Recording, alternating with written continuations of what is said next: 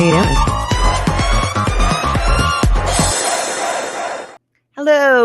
Hello. I just figured that I would come on and chit chat with you guys while we give this a minute. So how is everybody doing this evening?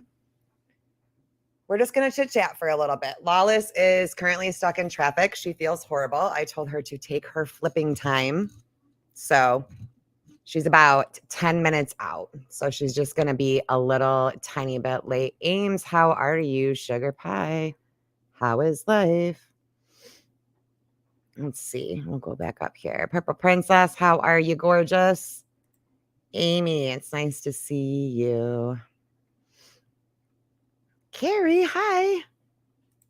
How are you? Got Melzy up on here. Cats, how are ya? Hey. Hello. So like I said, you guys, we are just kind of giving Jessi a couple of minutes. She's stuck in traffic. She was gonna hop on from her car, but I couldn't even see her. So that would be a little bit pointless. Thank you, Lynn. I'm actually currently fighting a flu bug. So that means a lot. That means a lot this evening. Hey, Spicy, how are you? Dom, how are you? Holy smokies. How have you been, friendo? How have you been? Spicy in the house. Evelyn, how are you? It's nice to see you. No. You're at the car wash right now. Yep, she had to run somebody back to the hotel. So I haven't done one of these by myself. So I'm kind of leaning on you guys to chat it up with me while we wait. Thank you very much, Katie. I put makeup on podcast days. It's the only day. It's the only day that I do. What can we talk about while we wait for Lawless? What do you guys want to chit chatting about? I quit smoking. That happened. I don't know how I feel about it quite yet. I'm glad that you feel better. What's the word I text? Did you? I'm really bad. I have to check. Oh my gosh, you did. I'm a jerk. Hi. We'll catch up tomorrow. Did I make a new TikTok? No, I did not. Yeah, I did. I quit smoking. Today was day 3. So I got through. Yep, I got through day 3. And I have thoughts, but I feel like my thoughts would probably annoy people. So I'm trying to I just don't see what the big deal about quitting is. Unless, like, does it get worse from here? Because I heard that the first 3 days were the worst. And to me, it's just mildly annoying. But they cigarettes taste different. Like I'm one of those weirdos that still really, really enjoyed smoking. Like I like it. So when I quit, I think it was a little bit more upsetting because of that, but it hasn't been tough, Kathy. That's the weird thing. Like I do have like one of the vapes, but this one is the zero, like it's zero nic, as you can see. So there's no nicotine in it. And I think it tastes really gross. So I only do it when like the craving's really bad, but I don't get them very often. It's just more annoying trying to find something to fill that space, I guess. I don't have a skincare routine. Just soap and water. The what is that really good? All the people use it, Ceraphil or the hypoallergenic face wash. I was sent 3 friend requests for 3 new TikToks for you. Today, they're probably they're probably fake. Sorry guys, if you guys are just kind of coming in. Jessi was stuck in a little bit of traffic. She is coming. Cetaphil. Yep, that's what I use. And then whatever like little lotions and things from Ipsy. So, yep, the kiddos put it up. I'm excited for the energy. We'll see if I get it. No, it's the Cetaphil stuff. I do like that a lot. And yeah, anything with like the oils and stuff like that like Ipsy sends, but not religiously. The only thing that I do religiously is soap and water.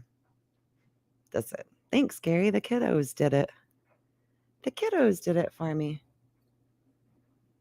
It was sweet. I was down with the flu this week, the last few days, and I'm like just now getting over it.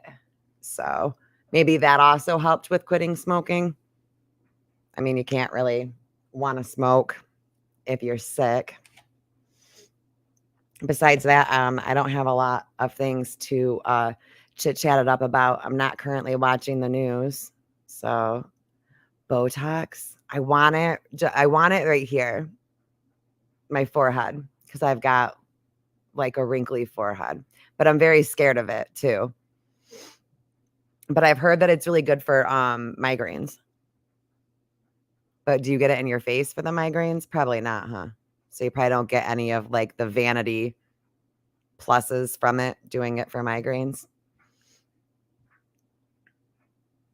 I'm going to go out on a limb here. Is Anchor still a thing? What?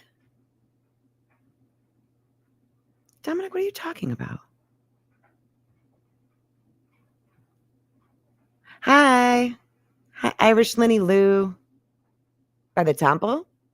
And it will help with migraines too. I can try it out. Once again, I'm really sorry that you guys are stuck with me awkwardly for a few minutes.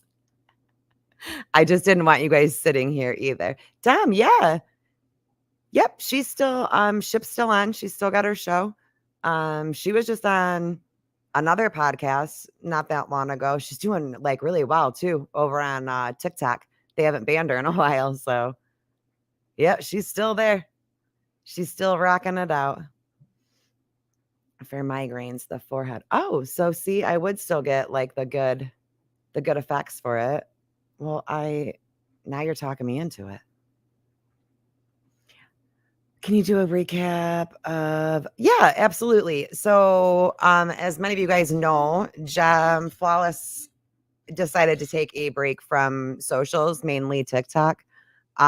Because as we know, that like TikTok is the most dramatic and toxic out of all of them. It's kind of where we all go to air our grievances. Um, she took some time off, and I was seeing a lot of the videos that she was doing of her normal, like, I got this, I'm fine self. And I knew that she wasn't. And then I had discovered the Reddit page. And I went through the Reddit page pretty not deeply, just kind of scrolled through it a lot like I did with Brianna's when I found out about Brianna's Reddit page. And this one kind of floored me a little bit. I mean, now granted, it's mostly direct. I mean, the page was created for Lawless's wife. It's a hate page dedicated to her wife. However, if we don't think that, a hate page dedicated to your significant other where you get brought up and drug into it isn't going to affect you, and I think that a lot of times for me personally, I told Lawless, Jessi, that a lot of times she comes off really abrasive and kind of harsh when she shouldn't. And I know how it's affected her off of the app. And I just kind of gave her a space to talk about it and to talk about like why she walked for a little while away from social. Is she coming back? I'm not 100% sure, but I wanted to give her a space to kind of talk about why she left and all of that stuff.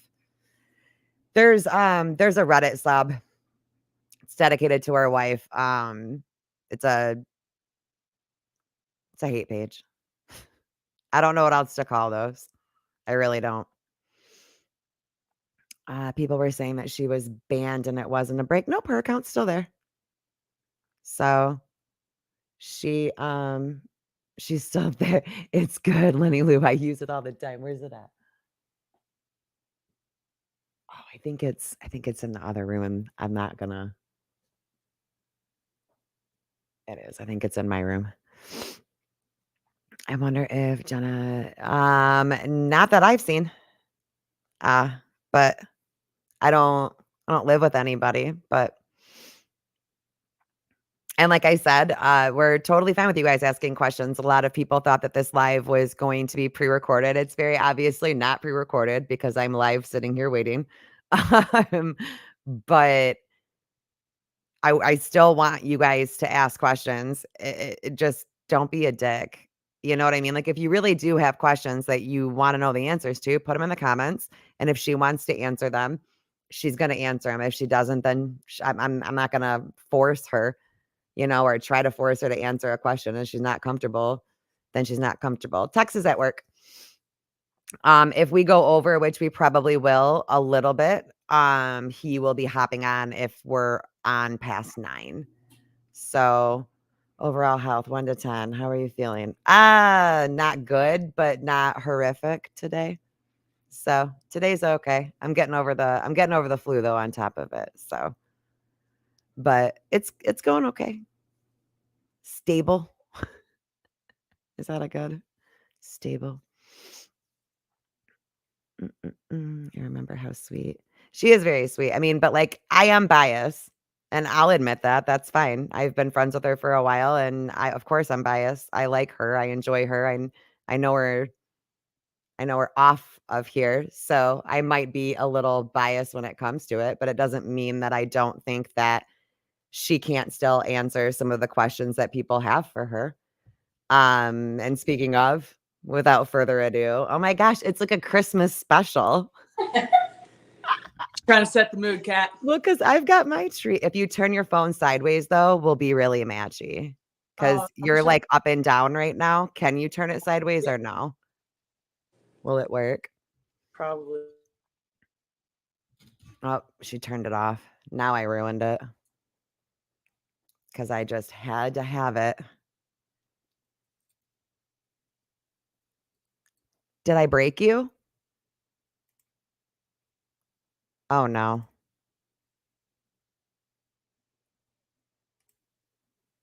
I did. I think I messed her up. Oh, my gosh. I think I'm in. You're back in. Let me see if I can make myself sideways. Beautiful. See? Now you fill the screen. Hold on, Hi. my camera's nice and clean. I was getting a little worried. I was like, oh man, she doesn't want to come. There was a crash on my way home, so that was exciting. No, I know. It wasn't me, so sorry to disappoint. Stop. That's a real great way to start it off. How are you? Like, let's just start off with how you doing today. How's today going? Today's a great day. A good friend of mine came into town, and I got to hang out with him and meet his new girlfriend. And they came over and we grilled a little bit and got to spend some time together. So that was a good day. Nice. How have like the last couple of weeks been going? Where'd you go? Different, I've kind of changed directions. I've kind of I kind of feel like I was on the road. I kind of got ran off the road, but I always find a path. So I'm kind of not really on the highway of social media right now, but I'm on a road somewhere and it's going. So that's all that matters. I mean, yes and no. I mean, how is that? Like, because I thought that when I asked you if you wanted to come on the show, if you were, you gotta talk to me a little bit. This isn't like life's a garden, man. You gotta dig it. I'm just gonna keep on keeping on. Like, we don't need to talk in cliches here. We can talk, right? You all kind of know the vibe. Let's go back a little bit. Let's talk about before social media. That's where I think that we should kind of hang out. I came from a very small town that, as many people know, and I never really saw myself getting out of there. I figured I would probably overdose before I actually got out because I was a very fucked up, irresponsible, broken child. What do you mean? Well, growing up in a small town that's really religiously based, there's a lot of pressure to be a certain way. And I wasn't that way, and I was disappointed in who I was. And I felt like I wasn't who I needed to be to become anything. So I did kind of drown myself in drugs and alcohol and any other mischief that I could get myself into. And then, But like, well, what did you see yourself doing before social media? Like before um, you kind of so got happy when you were littler, or before you found social media, what was it that you could see yourself doing? What did you want to do? I wanted to be, I wanted to be a superhero. I wanted to be some sort of like race car driver, or I wanted to be just something really fun and cool. I wanted to be a high ranking military officer. I wanted to be a hero. I wanted something like that. And then when you get to like reality, I kind of thought I might want to be an anesthesiologist for a little while, but I got in too much trouble in school, and that didn't last very long. But I became a hairstylist. I had a short-lived career in the military. I'm sure a lot of you like to talk shit about that, but I've never like wore that as a badge of honor. I've always kind of said that I wasn't proud of the way I handled that.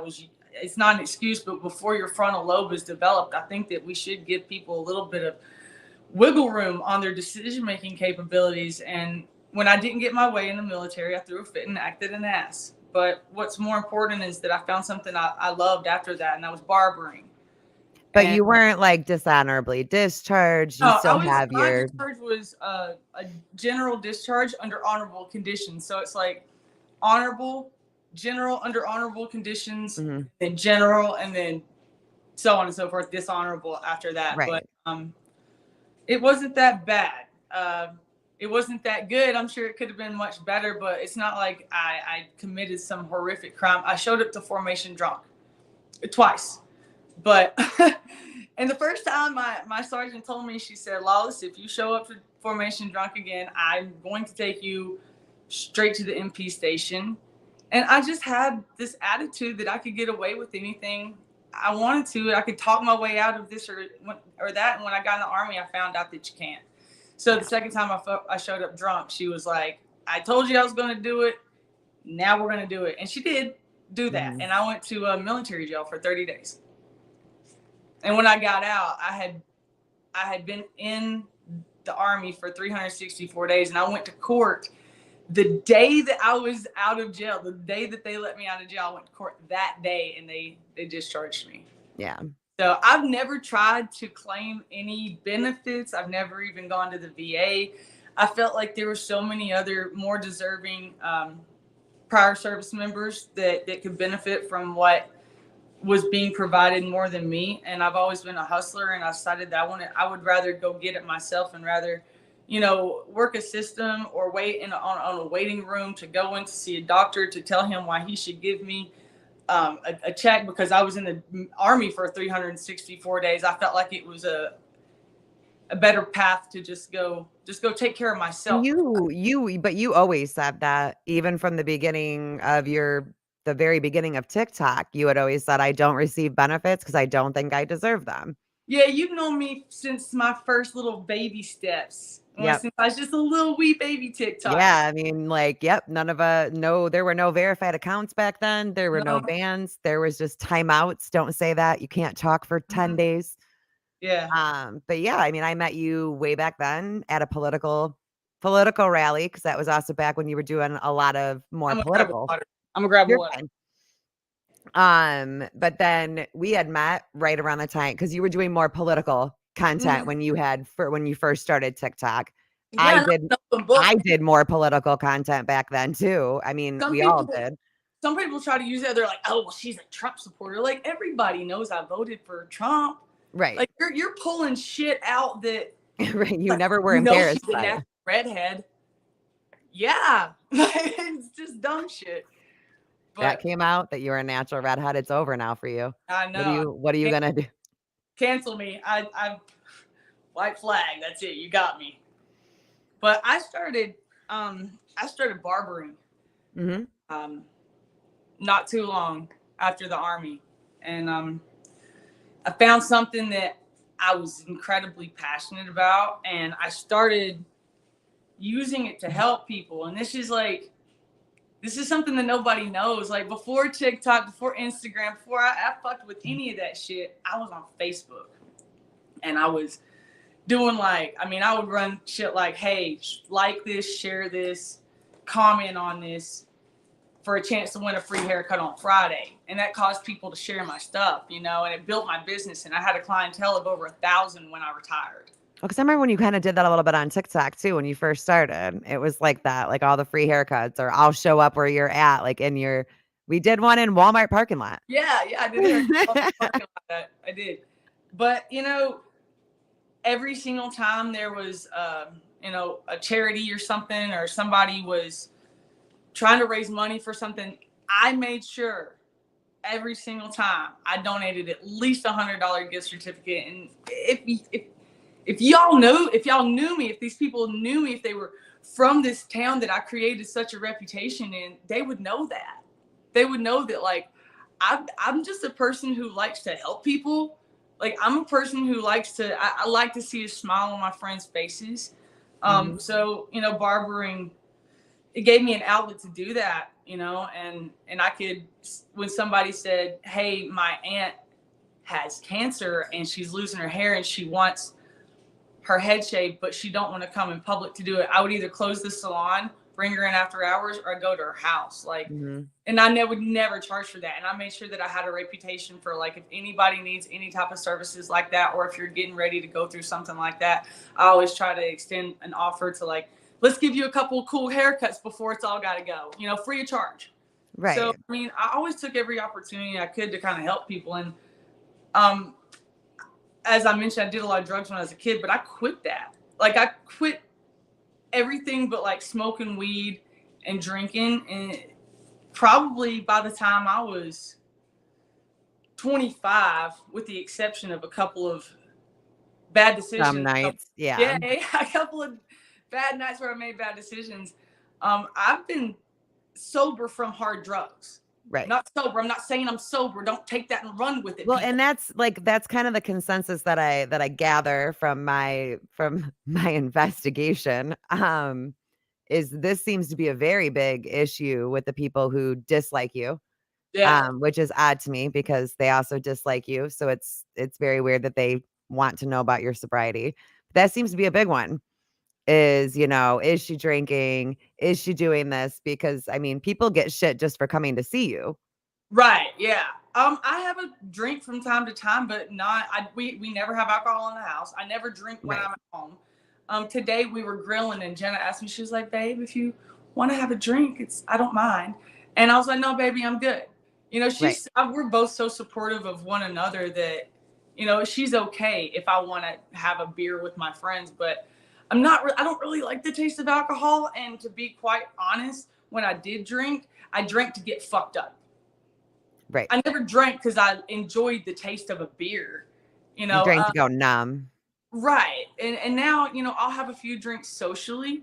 Like when we're out at events, networking is important. Mm-hmm. And I've come to a place where I do have control of myself and I'm not an absolute psychopath doing backflips off of tailgates and eating sandwiches out of garbage cans. So I keep, you know, I'm capable. I think that was like the Lawless era that me and you were like semi-fighting through. Yeah. That was like, because like people know that we've known each other for a while. And I'm always open when it comes to my friends. Like I can argue with my friends. I can fall out and fall back in with them. Like that's what happens. You've always been really real with me. That was during the time that I was like, just go over there. Like you go do that for a minute. I'll be here when you're done. Fucked up. I was getting newly introduced to a level of recognition and notoriety. Yeah, you were like new popular. You were like getting that bug. Yeah, and every bar that I went out to, you know, there was 10 people that were like, "Let me buy you a shot," and I was like, "Fuck it, let's rock." But because like I have to ask you, right? Like you touched a little bit about, and if I get too personal with our relationship offside, like stop me. Bring it. I'm an open book. I have nothing to hide. That's the thing is it's hard to talk shit about somebody who's honest. So like you grew, like I know how you grew up. Like we've talked about this. And so to come from a spot where the you just being who you were was hated, right? Because you're gay. So Right. that's you're instantly doing it wrong. You're instantly not accepted. Right. Did Yeah. that play into, do you think, like that, like little Jessi, did that play into this overnight instant popularity of everybody loves me, everybody like accepts me, they know that I'm gay, they know that I'm this, and they love me? Like, Absolutely. what did that do?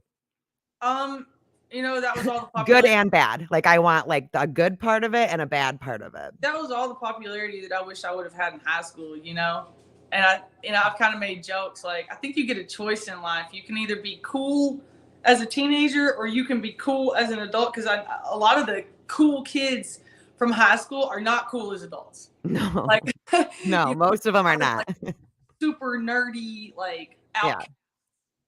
have become really fucking cool.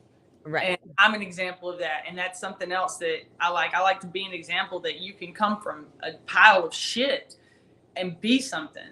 And, I'm almost ashamed of myself that I've let a group of people that don't know me at all kind of derail the train that I was conducting a little bit. When my Instagram, so a lot of people, there's a lot of speculation. What happened to Jessi's Instagram? Did she disable it? She said that she was invincible. She said she was untouchable. I thought, your Instagram though. Yeah, somebody asked that, and I thought they meant your TikTok, I think. So I forgot that you did get banned. Yeah. Instagram. 200, and when it got banned, it said 279. I was at 278 for a second. It went back and forth. Some weird shit was happening, but it got banned before, and then I paid to get it back, and I paid to get it protected. And I'm going to give it to the haters, dog. I got to listen. There are battles that we win and there's battles that we lose. And they won that battle. Like, they went, and there was. I told you on the phone, you came in cocky, miss. You can't get me banned. I did. And they were like, hold my beer. A lot of money to be that cocky. And they were like, watch this motherfucker. And I give it to you. You got me. 37, y'all ready? There was 37,000 reports on my page for sexual solicitation. Here's the thing is, y'all motherfuckers can't get me on anything I actually do. You got to make shit up. So you did. You got me. That's fine. But one thing, Kat has encouraged me for so long, in so many different ways. And, she asked me, she's like, are you going to come back? And then what you say, is that what you asked me on the phone? Or do you plan on coming back? And I didn't know the answer to that. But I do now. And I am going to come back. I'm not ready yet. I got a few things to get in line. I'm worried about home life right now. Not worried about home life. We're very busy. And I try to make it to where my wife don't have to do anything but pack her shit, get on a plane, go to the event, sign her name, get back on a plane, and come the fuck home. I try to make sure everything else is handled to give her the most peaceful fucking work life humanly possible. And that gives me a lot of satisfaction to be that support system for my wife. So, well, I've seen you in relationships since I've known you. Some pretty an okay one, a decent one, no hate, and a really extremely toxic one. Yeah, I don't care. He was fucking crazy. Yeah, the last one was real, but like I've never seen you quite like this before, and she terrorized me. That was really bad, and I think you're getting Lawless to talk so you're letting, you know what, Tex, get out of here. Text might happen in a little bit if we go over. But no, like that relationship, I didn't think that you were going to come back from that. Like I was worried about you. That was like insanely toxic, and a lot of this hate train on you, I feel, started with Divinity. I mean, I'll say her name. I don't really care. Yeah, it did. It absolutely did. And I had to run from her. Like, I literally ran from her multiple times because it was like everything would be chill and she would just say some shit that, like, she would ask me a question. Like the whole like catalyst of our actual breakup was because she asked me a question about, well, what do you think about this girl? I did her hair and now she wants a refund. And I asked her a series of questions that, I mean, if you really want to fucking know, we'll go over the details, but I asked her a series of questions that a professional hairstylist, someone who has mentored several hairstylists in the past, those questions that I would have asked my students. And she gave me every answer I didn't want to hear. I was like, you absolutely need to give that girl her money back. And she started arguing with me about it and trying to justify it. And I was like, no, she's a model. Yeah. Her job is to be pretty. Give her fucking money back. Well, and I feel like a lot of the negative narration on you kind of started then, because I remember that. Like, I remember the video, right? I remember the epic, and I think I still have it. I was gonna dig it out before we did the show, but I didn't. I was so over her shit that day. I was so over her shit. Listen, And I would it go was to the clips. She had taken clips of a fight that you two had gotten into, and she played it over some sad music. Really sad music, made sure that it was all clipped up the right way. It was very Amber Heard as ish. fuck. Yeah. Yeah. And then no, Bob, because then it wasn't a dirty doctor, and we're gonna get into that. It's not time for the dentist yet. The dentist does come in here shortly. Check this out. I want to point this out. I have a routine. Like since I have been treating myself better and trying to, eat good, and I want to be the best version of myself I can possibly be. That's my goal in life. And my friends suffer for it because I want them to be the best versions of themselves as well. And I'm a little annoying sometimes, honestly. But you're really annoying with the smoking thing. But I quit, so you can't talk shit to me no more. You gotta leave me alone now. So I would get up in the morning, make myself food, go to the gym. I'd be at the gym for like an hour and a half. I would come home, and if she was filming, like I would stay in my truck. She didn't want me to come into my own apartment, my fucking apartment with my name on it. She wanted me to stay in my truck so I didn't disturb her filming. I would sit out there and I would just do a live stream or something. Like that's the type of person I am. I was like, okay, yeah, well, sure, you can just have my fucking apartment. So I sit in my truck and do a live stream or something. And then like if I had to pee, I would come in to pee and she would like, bitch, I can't come in my own motherfucking place. I'm done talking about her, but I just want everybody to know how fucking crazy she was. Bitch would climb on top of me, grab my hands and put them on her titties and be like, just connect with me, Jessi. Just connect with me. Bitch, get off of me. You reminded me of childhood trauma. Fuck. Well, and it was like, I have somebody in the comments that's like, I'm worried for you. And the thing is that like, I was more worried for you then. But we have people that are like, you looked 10 times healthier before your current marriage. I'm honestly worried for you that your wife is sucking the life out of you. I feel like a lot of people have said that just on the sheer fact, since you got rid of your dreads, people have said that you don't look as healthy, which is weird to me. It was a haircut. I wish the guy could elaborate on it, but I'm asking you, are you happy in your marriage? Do you feel like the life is being sucked out of you? I've never been with a bitch that didn't try to argue with me for sport. So I'm doing great over here. Like, she cooks me breakfast.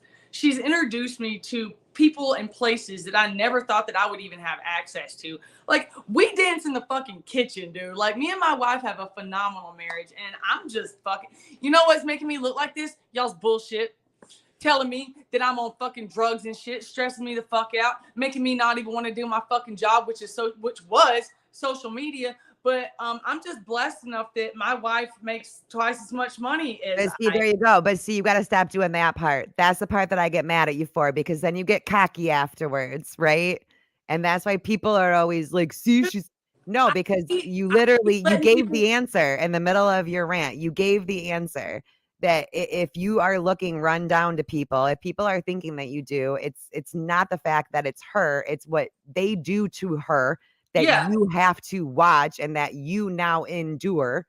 Because I can tell you what, if I woke up, I've been on the phone with you in the morning when I've accidentally called you a little too earlier, forgetting that it was Vegas time. And every time that I've talked to this woman in the morning, that dog is in bed with her and Jenna is in bed with her, and they are goofing around and they are laughing and they are enjoying their time together. So I don't think phenomenal. it's a negative, but I don't live there either. So there's this question.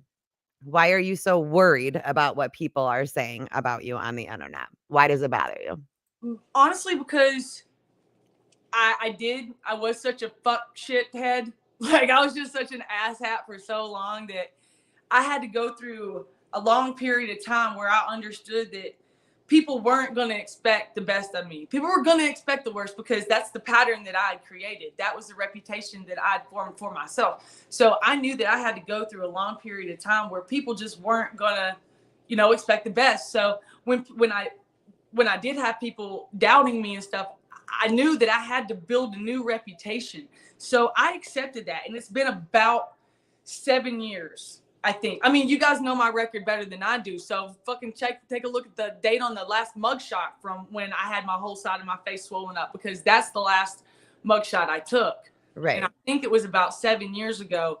And according to, biology, you're literally a new human cellularly every 7 years. Every 7 years, you have an entirely new cellular makeup. So I'm legitimately a new fucking person right here looking at you today from the person I was when I got that DUI.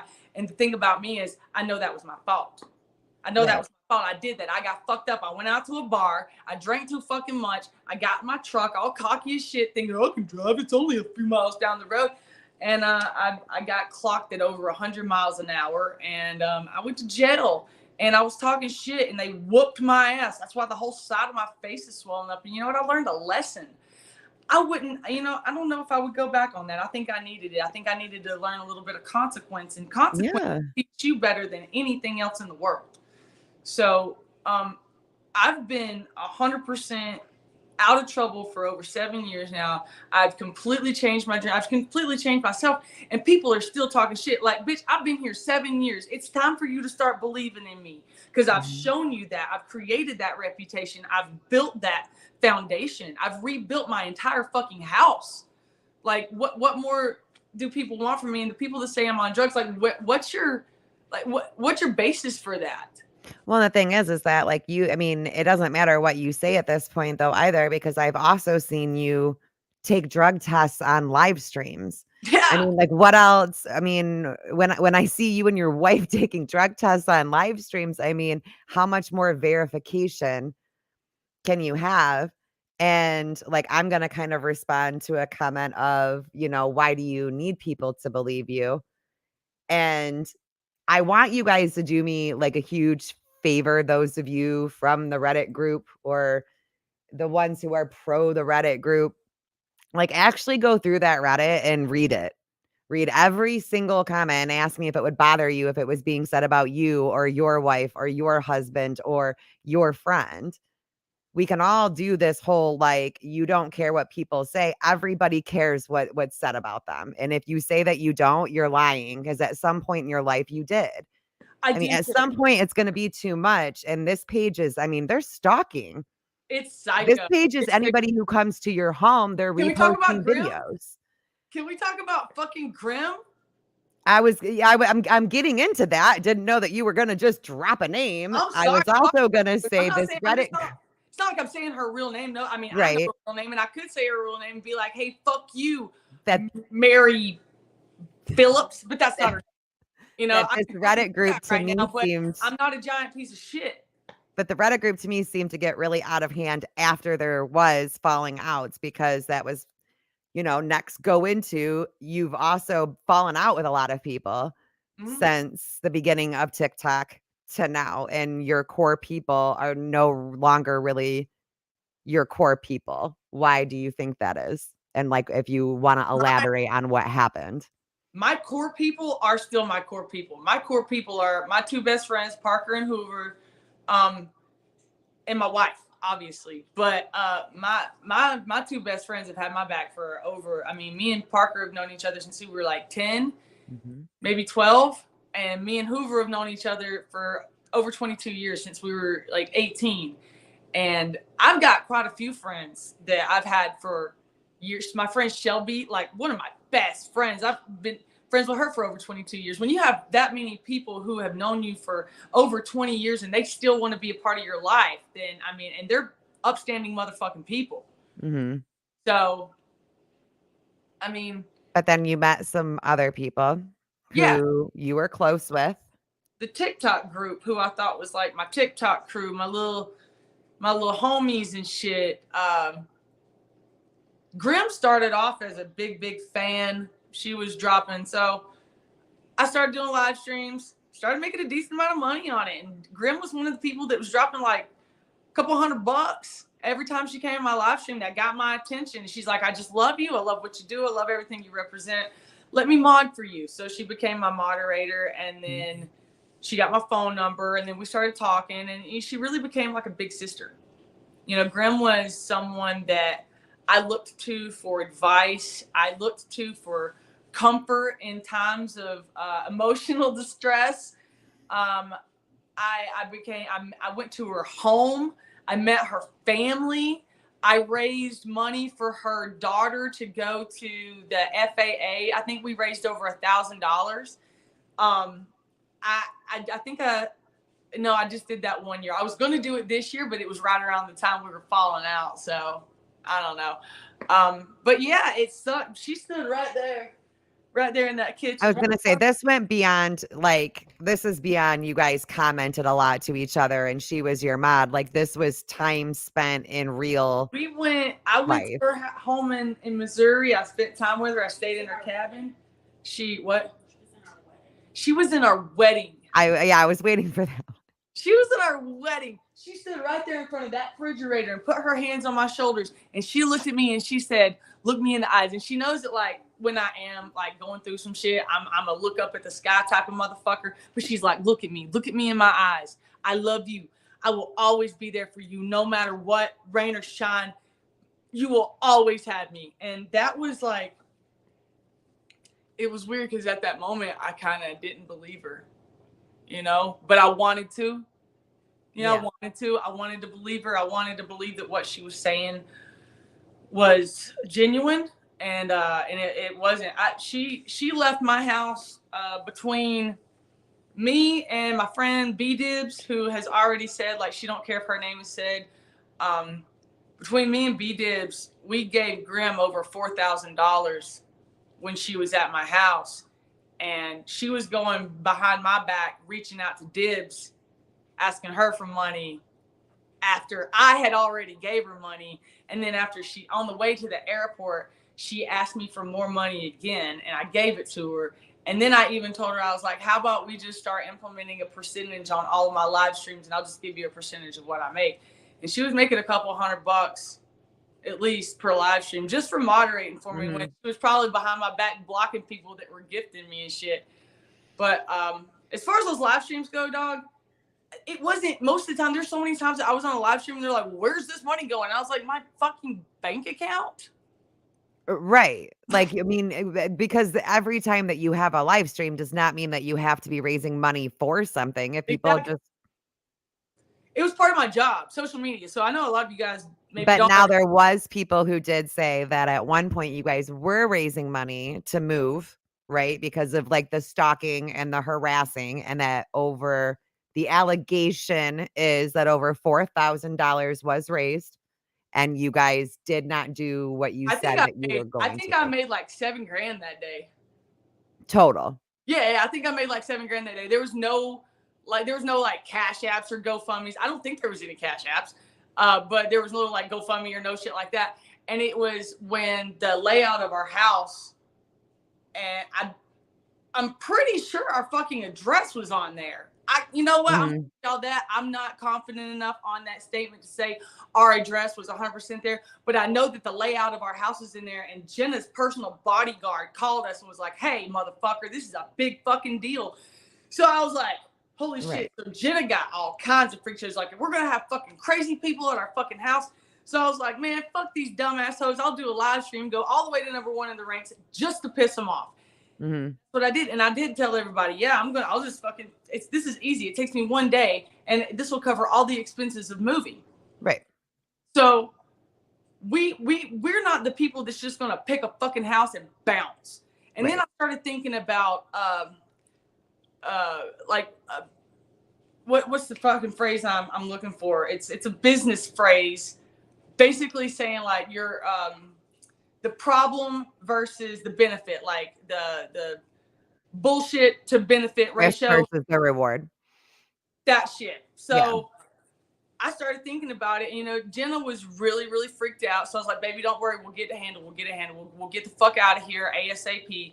And we looked, and we kept looking for houses and shit that were close to the same area we were in, because we weren't planning on uprooting our entire fucking life. I still want to stay close enough to Desert Moon where Jenna can pop over there and do hyperbaric treatments easily without having to drive 45 fucking minutes across town. So Right. after, you know, a month or two of looking for a place, I'm like, it's been a month or two and none of these assholes have showed up. So I bought firearms and firearms accessories. So if anybody decided to show up, they could find the fuck out what it was like to show up unannounced to my house and threaten my fucking family. So yeah. Okay, hold on. There's a little bit. Hold on. There's like a little bit issues. So I do want you guys here. The Reddit people are more than welcome to be here, guys. I knew that they were I want to going. be here the most. I want y'all to hear. Yeah, I knew that they were gonna be a little bit crappy, and that's fine. I see Bob. I see Jay. I'm not seeing anything that's been said that is over the line to where either one of them would be getting kicked out, right? Because that's kind of the whole point of this. If this horrible group exists and it's saying all these things, then let's make sure that their questions get answered. And if you guys, I mean, if you want to be rude afterwards, host, your friends are being rude. I'm sorry. My friends are assholes because so am I. Like, that's just the kind of people. And I So, can't give y'all shit. So if you're trying to rattle me, like, so we have this, and do you go to every top ranked creator to ask them if their story 100% collaborates? Do you go to every single battle and ask them where their money is going? I mean, I have my own personal opinions about battles too. I think they're stupid. Jessi knows that. Like, I just think the whole thing's dumb. But that's what she does, and that's fine. But I also know of plenty of people who hop on there and they always raise money. Now, she answered the question that she did look for a place. She didn't find a place. She realized the crazy people weren't going to come after her. So instead, if you guys think that like $4,000 to $7,000 is going to buy them a new home, you're crazy. It's not. It's going to pay for their moving, and that's about it. So instead, she bought firearms because none of your crazy asses showed up anyways. So why leave the home that they were happy in? Yeah, that's it. That's it. Exactly. 100%. My cutie. Jessi said that she spent the money on other means of security. Right. And that's where it went. I mean, and if you're unhappy about that as someone who donated to her, okay, don't donate to her. They're again. not, and I said that all the time. It's not donations. One of my favorite things to say on a live stream. We're gifting her. I'm here to entertain you. If this isn't entertainment that you want, go somewhere else. But if you want to show me your appreciation for my entertainment, you can tip me. Some people go to the strip club and sit at the bar. Some people go to the stage and make it rain. And I was really fortunate to have some people that like to make it fucking thunderstorm on me. If you don't like that, then maybe you should make people like you more. And maybe if people like you more, they'll want to tip you more. I mean, but she has so there's, people that think that it makes you look suspicious for other things that you've raised money for. So Like, I'm going to need some examples. Aiden, she moved him. Is that what we're talking about? yeah, I did. What does it say? What about money for her friend? Are there receipts? As far as receipts go, like, I mean, there's receipts for what though? A million cash apps from people. I bought him shoes, wardrobe, food. I was his personal caretaker. I washed his ass. Right. I literally picked him up, put him in the shower, naked, and not me naked, him naked. I didn't get naked with him, okay? Right. We know this, Lawless. Stop elaborating on it. Look, I'm just making sure everybody knows because they like to twist my shit around. And they're always going to. We talked about that before you did this. Here's one of the things, like, he wouldn't. I was trying to get him to drink water. I'm the water boy, man. I'm always trying to get people to drink more water. It's good for you. Stay hydrated. But, I was like, hey, he's like, well, I try not to drink too much because I don't want to make people have to take me to the bathroom. I was like, boy, I'll take you to the bathroom every 5 minutes if I have to. Stay hydrated. So So yeah, that was just part of it. And then when he decided that he wanted to go live with the caretakers that I hired, that I was paying $20 an hour a piece because he had two of them. Mm-hmm. He decided he wanted to go live with them, and so at that point, I took the remainder of the money, which I believe was like right around 14 grand. Mm-hmm. Pretty sure it was right. Might have been 14, might have been 15. Might have even been closer to 13. All right. But I took the entire remainder. Is Aiden now like not collaborating your story? Is that what's happening? I'm seeing some comments. I took the money that I raised for him and bought my car. And I have, hold on. Oh, it's on this phone. Fuck. I wonder if I can get to it from my other phone. Just anything that, like, I'll remember the things that you're talking to about tonight. And then tomorrow, me and you will get on FaceTime and we'll look for some stuff to, I know Reddit people, it's last minute, but you guys are asking these questions last minute. But I will make sure that I stay on top of her. I would like to see the stuff about Aiden. Like, I have the audio of me asking him, like, do you feel like I've ever hid anything from you? Do you feel like I've taken anything from you? Did I take care of you? And I was talking to him as a friend. I had my phone hidden, so he didn't even know I was fucking recording. He's like, what, Jessi? No, you've been better than me than anyone ever has in my life. No, you've given me more opportunity than I ever thought I would see. No, you've taken better care of me than anyone. And so I can find that. That's in this phone somewhere. I've got like two of them because I had to do it to him twice because my ex-girlfriend called me and said, do you know what Aiden's saying? And I was like, there's no fucking way he's saying that. She goes, that's what he's saying. So I went and fucking got him and took him out to eat and asked him 400 questions, clearing my motherfucking name. And everybody around Brevard County knows what the fuck happened. Everybody that actually saw everything happen, they saw everything. I gave that boy every penny. Oh, and get this, I talked to his fucking. But hey, Bob, really super quick. If it's proven that Aiden is lying, right? But even if it's proven that Aiden is going to tell the truth, Bob, are you going to pay the $14,000? I'm just curious because now it's 14,000. Can you show the proof of the $14,000 to prove Aiden wrong? However, there's also people corroborating your story that were here. I love Aiden. He knows it's how I feel. I wish the best for him always, but he knows that he's wrong.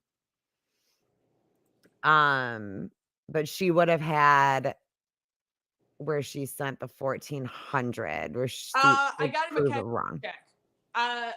Would it be like in my statements from what 2 years ago? Mm-hmm. All right, so I'll dig through my. I wonder if I can call my.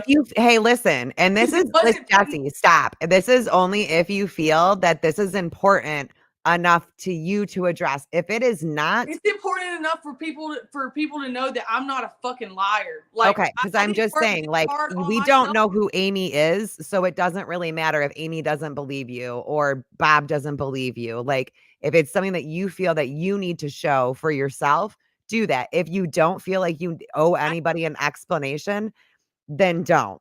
I didn't work this hard on myself to let these motherfuckers and then wrong.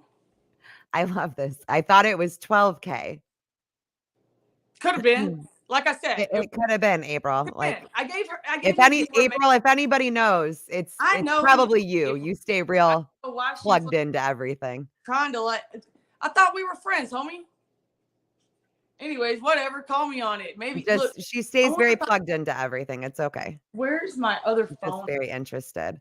But that's definitely something that like you can look. It's been like 2 years. I gave him the remainder. There was an account where all the money went into. I emptied the account to zero. Right. And I've got him on video saying that I never borrowed any money from him. I never took any money from him. All I did was give him money, and I completely was his whole ass caretaker for a fucking month. Have you ever took care of a human? Grown, full-size human? It is the most demanding job on the planet. They can't move their fucking arms or legs. Now it's $20,000. Oh, it's $20,000. What? No, but I think that J Rose comment wins. It was $149.99. Yeah, it went from $11,000 to $14,000 to $20,000. I didn't say $20,000. When did I say $20,000? I have no idea. Aiden did say that she gave him money and he had no hard feelings towards her. I remember that too. So if Aiden has come back out and said this, if Aiden has recanted what he had said before, then why is this an issue? Then I mean, why does she need to go back 2-3 years worth of her bank account for Andy? Like, If I hate Aiden to is be like a saying this motherfucker. and I she's don't saying remember this. what I had for breakfast this morning. You gonna be mad at me because of my memory? I'll dig through my shit. I'll let you know exactly when it was and what exactly the fucking number was. But I think that all that matters is that I emptied that account and brought it to zero and gave him a fucking cashier's check for it. Actually, I couldn't even make it out to him because he didn't want the government fucking him. So I made it out to his caretaker, Michael. So I'll find that. Okay. Then we can drop the Aiden thing now. So she will Yes. look for something. We don't need to go over every single detail because the amount has changed 100 times. The Aiden situation was a long time ago. If she finds it, she finds it. She'll send it to me. I'll make sure that Reddit gets it. Okay. Um, so I guess I mean that those were the only questions that I had on you. That's it.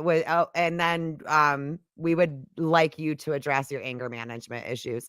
Apparently, you had made a statement that you thoroughly enjoyed breaking the bones in somebody's face. Did I say I thoroughly enjoyed it? Yeah. I did? Oh. Yeah, I think you did. I saw like a little piece of the live and you were pretty into it. All right. So I'm not mad. I'm not ashamed of that. I'm really not. I'm gonna tell y'all a little story. That's the last time I hit somebody. I haven't hit anybody since then. Because I did do a lot of damage. That girl was probably outweighed me by about 20 or 30 pounds, first of all. But she was hammered drunk and got in, who was my girlfriend at the time. She got in her face and I thought she was about to either headbutt her. She had a very aggressive stance. I said, "Excuse me, but can you get out of my girlfriend's face?" And Lacey said, "What are you gonna do? Hit me?" And then she swung on me. All right, she swung on me, and when I saw her fist go past my face, I licked my motherfucking chops and I blasted her. I sure as fuck did. And then she. And how long ago is this? This is before Candy passed away. No. Yeah. No, so this was after Candy passed away. That's the only person I've hit since Candy passed away because I promised her I wouldn't be hitting people. That's why I referenced that. She was a very important person. So I got this tattoo on my hand that I like to swing with to remind me to be fucking peaceful and shit. But yeah, so the bitch left and then came back with the cops. All right, so this is a very important part of the story. Came back with the cops and they're like, "We're looking for Jessi Lawless." They put me in handcuffs and they separated everybody at the party. And they said, "What happened?" Every motherfucker at the party with no time to bunch of drunk people, no time to collaborate anything, said Lacey swung on Jessi, and then Jessi hit Lacey, and then Lacey ran out the door. Everybody said the same fucking thing, and then the cops were like, "She said she only hit her one time." And they're like, "It don't look like she hit her one time." And the cop was like, "Everybody said she hit her one time," and they were like, "Self-defense. You're free to go." And then the reason that I talk about it the way I do is because that bitch went around the whole motherfucking town telling people that I broke her fucking face. I didn't even know she had to have facial reconstructive surgery. But if you're going to go around telling people that I hit you, you need to tell people why the fuck I hit you. Because you were showing an aggressive motherfucking stance towards my girlfriend. And I am going to defend the person that I am with every single time, no matter what. Now it's Jennifer the rest of my life. But yeah, tell the rest of the fucking story. Tell everybody you fucking swung on me and I fucking smacked your ass one time. I could have beat the dog shit out of that kid. I could have jumped on top of her and knocked all of her teeth out, but I didn't. Hit her one time and I walked the fuck away because I'm actually not as violent as y'all think I am. But capable, I'm very fucking capable. And this was years ago. 5, I believe. Oh, but apparently it's very important that we talk about it. So all things that I was asked to bring up and that I've seen in the comments for tonight, all the questions have been answered and they were all from 5 years ago or more. We're going to talk about me making fun of Merch's hairline? No, yeah, we're definitely going to get into some of that. I was just answering questions and we're not seeing, she's not in anger management, Bob. I don't have to go to anger management. So yeah, we'll definitely get into your bullying behavior. but I also want to like touch back on the Grimm situation only because we didn't elaborate the fact that this is also someone who decided to go and be a part of that Reddit group, correct? All the And give inside like shit, like very all those personal screenshots information on her, away. all Grimm. Shit, if I could make $4,000 off of somebody in a month, I probably would have stuck around. Yeah. I don't like to be vulnerable. I know don't know you if you know don't. that about me.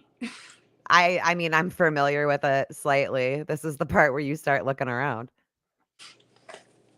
And then clear your throat a whole bunch. No. No. Grimm broke my fucking heart, dude. Mm-hmm. She was my closest confidant. I joke and I call her Jafar now. My most trusted advisor. Person who was closest to me, the person that I looked to for so much, just like guidance, support, emotionally.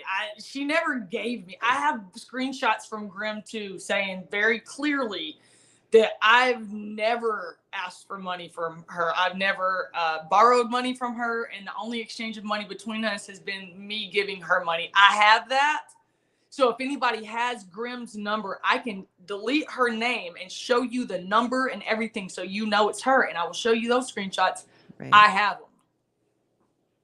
Because I know that one was a bad one, and then the Reddit group got much more personal. It felt like a death.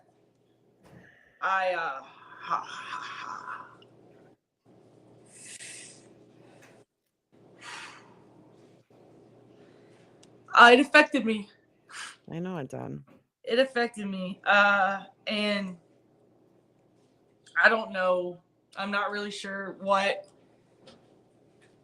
caused her to do that, but I know what hate comments are her most of the time, because there was a time when we were fucking with people on TikTok, and I was like, I don't have any trolls right now. You want to go be my troll? So she started trolling me, and I started responding to comments because it was funny. And some of the shit she said, when I knew that it was her and that it was a joke and she was just trolling to troll, I thought it was hilarious. But now I'm seeing her do it for real, and I'm like, that shit fucking hurts. Like, just knowing that it's someone who said they love me. She got my name tattooed on her. What? Yeah, why? You got like, you need to notice red flags. If somebody is willing to tattoo, like me and Tex are the best friends in the whole wide world. I ain't tattooing that motherfucker's name anywhere near me, and vice versa. That's very weird to me that you had people that were like tattooing your name on their bodies. There's a couple of them. I was gonna say that there's multiple. This isn't just like a one person thing. It's very weird to me. Yeah. It's very odd. But I don't think that a lot of people realize that you had these people that were very close to you. You had these people that had your full trust, your full support, your full loyalty, and you thought that it was the same across the board. So it goes deeper than just a stupid hate page about your wife. Yeah. So it's the way. I mean, when people were saying in the comments, like, why do you care? I think that, at least my opinion of, just being around you, is that it's not like a random hate page. It's much more personal than that because of members that belong to it. That as well. For me, after tonight, after this podcast, like anything, like anybody that's gonna hate me, and I'm laying it all out there, man. I'm giving you everything. I'm being vulnerable. I'm doing everything in my power not to cry. To be honest, I pride myself in being tough and not letting anything, not letting them see me sweat. My mom, that's something that my mom said to me. She said, never let them see you sweat, kid. And I took that to heart. So it's hard for me to let people see this. I was weak. I was a really weak person, child, teenager. it took a lot. It took a lot for me to find strength and to acknowledge my shortcomings and to acknowledge things that I needed to work on about myself. There's a part in the Neverending Stories, it's going to sound super fucking gay, but I'm going to say it anyways. But when Atreyu goes through, this big titty sphinxes that shoot the lasers out of their eyes. Yeah. And then he done lost his fucking horse and got chased by a crazy fucking wolf. And now they're like, oh, this is the hardest challenge of all. He has to look in a mirror. And I'm like, 10-year-old Jessi was like, this is gay. Like, why is the mirror? The movie's been so good up until this point. But that mirror is without a doubt the hardest challenge, because when you look at yourself and all of your faults, and you really have to look at that, and you have to see it for what it is, and you have to admit it, and that's the part where you change it. Yeah. That's the part where you change it. That's the part where you switch it up, and you go from being a weak I was a lying, weak fucking piece of shit, and I wouldn't be who I am today, who I'm actually proud of, if I wasn't able to admit that I wasn't what I wanted to be back then. Yeah. I lied and pretended and made up my own reality of what I wanted to be, but I couldn't be it because I wasn't it, and I really had to work to get, and I'm happy with me. I'm happy with me. I'm not happy with people talking shit about me that they have absolutely no foundation for, but I'm happy with me. I love me. I'm finally the person that I've always wanted to be. I like my life. I love my wife. I love my family. I love what's happening in my career or lack thereof. But I'm happy. I love me. I love me. And it took me a long time to get to that place. And although I do tell people like, hey, everybody has a sad story. Nobody cares about yours. Drink some water, change your socks, and keep fucking moving. That's not everybody's style. And if I'm not for you, that's okay. Yeah. I'm not your cup of tea. Stop drinking me. I don't need to be everybody's shot of greens. Yeah. Apparently, Bob has another question. Hold on. Okay. I didn't see it. I'm not sure. It just says, Sarah, she can address it. It was brought up. Please tell the story, Jessi. Tell the story about what? Now I'm looking for Sarah. Are you talking about Tara? I'm confused. We'll see if he answers back. I'm not sure what story he's wanting you to tell. And because there's two different things that it could be. So someone had asked, what did Grim do? I think I heard she stole money from her. I don't know the whole story. Grim didn't steal any money from me. I would never twist the narrative. I would never turn it into something that it's actually not. I'm here for facts and facts only. Grim did not steal any money from me at all. Grim told a big sad story about that she was going to lose her cabin, and that her property taxes were more than she could afford, and that the alternator was going out on our vehicle. And those are the two main things I can remember. But basically, Grim laid it out that her life was financially falling apart. So I actually did a fundraiser for her on live stream. Like, I told them, I'm pretty sure I told everybody that I was going to give Grim the money, and I did. And then I gave her, I'm not good with numbers. It was probably like another $500 or something. Could have been more, could have been less, but not more, or like not a whole lot different. Like somewhere at 500-ish. And then she never stole money from me, but she did give me a real sad story. And then she gave the same sad story to my friend Dibs, who also gave her money. Right. So no, Grim never. But no money was stolen. So it was actually in regards to the other person that has your name tattooed on them.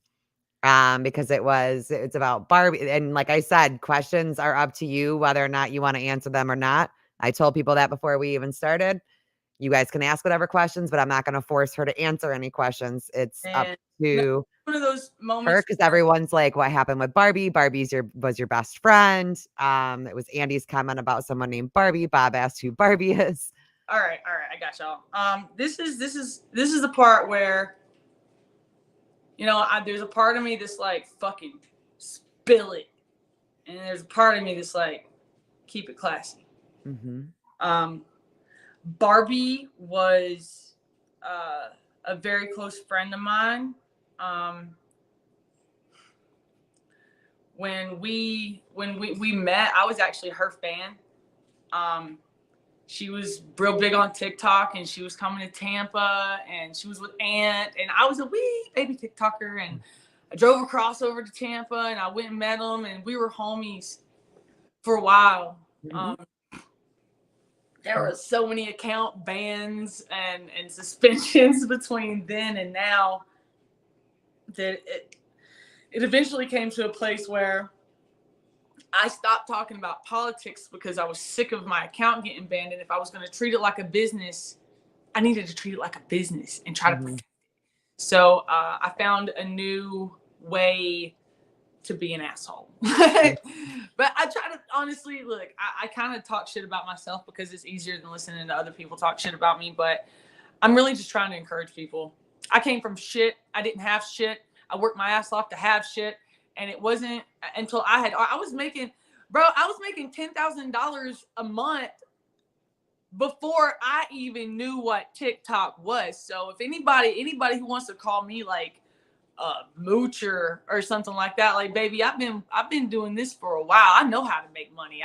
I'm storied in the barber community. Right. You had been doing social media with the other job that you were doing. I used Facebook because it was easier to target a local audience. Right. So, yeah, because you could like set it up too to where you wanted it to be age everything. Yep, exactly. That is the coolest feature on Facebook as opposed to the other. So I started helping people and donating to, gift certificates and stuff like that to charities long before TikTok ever happened. I've just always been a giving person. So when TikTok came around, I just saw another opportunity. But all that aside, we lost a bunch of accounts. Me, Ant, and Barbie were kind of like the trio there for a while. And me and Ant are still homies as far as I know. Last time I talked to him, we were cool. But all right. Be classy, Jessi. Barbie went through some things with her personal life that how can I watched happen, some things that I watched happen, and I did have a visual of I could see what was happening, and I did make comments to I wonder if I ever said anything to Ant. I doubt it because I'm just really not a shit talker. But I think I just said it to her. I don't know what she heard. I don't know what she heard, but apparently she heard that I was talking shit. And the only shit I ever talked was that she had some personal issues. And with that, listen, no matter what she says about me, I'm not the type of person to spread her business or put her person out there. So I'm just really trying to figure out how to delicately get my point across. And this is in no way, shape, or form. Like nobody, like regardless of who Jessi's talking about, obviously she's not encouraging you guys to go out and start harassing these people on her behalf. Like, no, I feel like you don't need to say that as adults, but I'm going to go ahead and say that as an adult. If somebody asks, she feels the need to answer it. That doesn't give you free reign to go and be an asshole to that person on her behalf. Honestly, I'm trying not to say too much, but there was an instance where she was put in danger. And she told me very clearly of this instance. And because of that instance, I had an issue with the person who put her in danger. And later that situation was resolved, ? And there was so much more that I just can't tell you guys because I don't. No, obviously, no. But I did talk shit in regards to the person who put her in danger, and I did say that I wasn't impressed with her judgment on the resolution. Okay, that's about as much as I can say without being not so classy. Right. So there's that. And then it was, you're a bad friend. I'll say this because this is what she said to me. She said, you're a bad friend. I heard you were talking shit about me which I really would like to talk to her about that and try to get to the bottom of it, because I still haven't been able to figure that out. Right. But if she's watching now, she knows, like, she knows what I'm talking about. Right. But when she messaged me and she said she sent me this long list of like all the reasons why I was a bad friend, I looked within and I was like, damn, you know what? She's kind of right. Like, I don't ask about the kids, because she's like, you never ask about the kids. You never want to hear about my life. You all you care about is yourself. And to be honest, the way my life has been, like, I'm new here. Like, there's a lot of things happening that I never thought was going to happen. So I've got a lot of exciting things coming, and maybe I am a little self-absorbed. Maybe I am, but you know what? I depend on my friends to tell me these things and then give me the opportunity to work on myself to do better. Right. And that's not an opportunity that I got with her. And if I ever do get the chance to have that talk with her, I'm still very interested in knowing, you know, what it was, because the only thing I've ever said was true. And I think I've already told her how I felt about it. And I know for sure I never said anything else. And I do believe that Grim is responsible for that. I think that Grim went to her. I don't know if, I wouldn't be surprised, because Grim is the sneakiest snake on the planet. Like, that woman is a demon. I wouldn't be surprised if, like, she photoshopped like a text message or something, because I know I've never said anything. And Right. Barbie never gave me the chance to defend myself or to show her receipts or anything. So, you know, I did read that message and really try to look within myself and police myself as a friend and say, hey, you know, maybe I'm not a good friend. Maybe I need to try harder. Maybe I need to show more interest in my friends' day-to-day lives.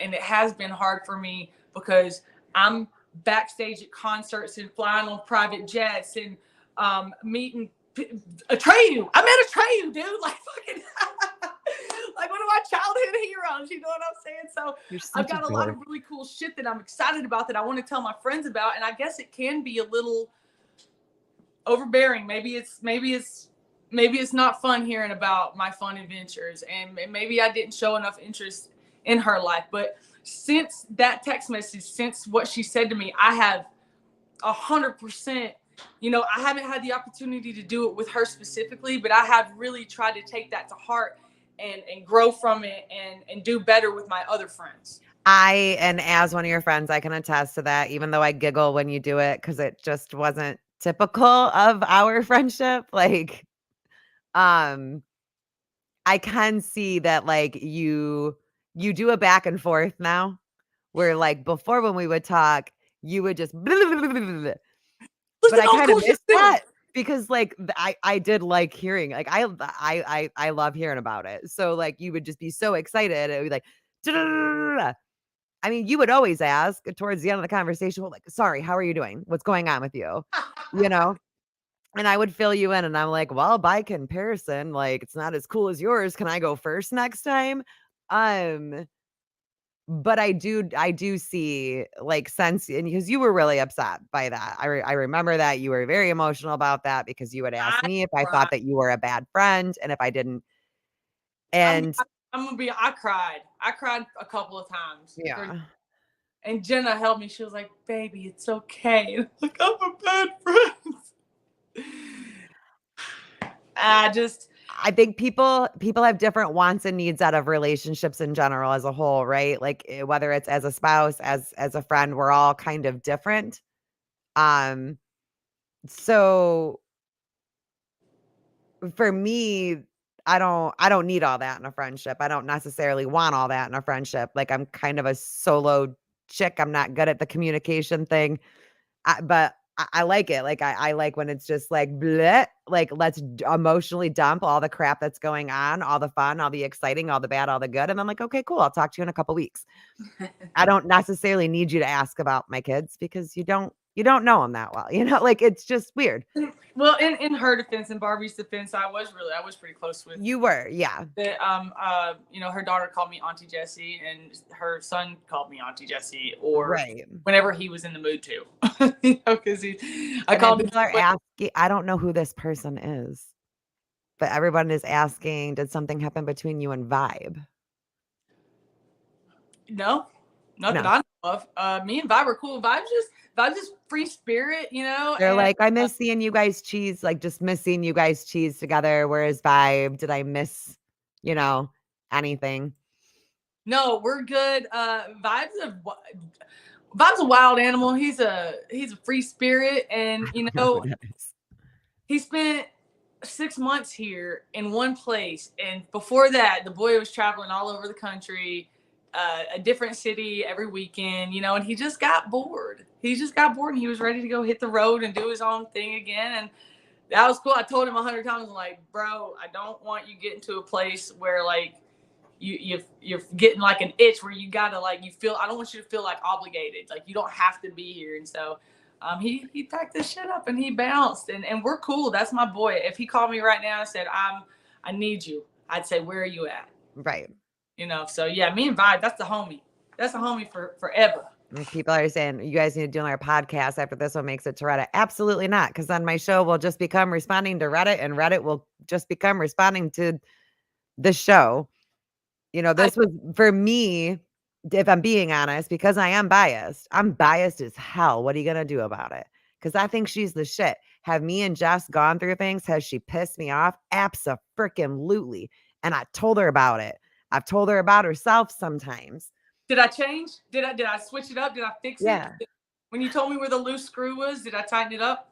Yeah, and then, like, a couple of other times I was wrong. Like, that was just me being fucking stupid me, you know? But at the end of the day, I think she's one of the most genuine people I've ever met. Nothing about you to me has changed since I met you. Of course, everybody gets really excited when they start look, getting popular is fun. People who talk shit on it, like, shut up. If a whole bunch of people liked you and a whole bunch of people were complimenting you and a whole bunch of people wanted to be around you all the time, that would jack your ego up.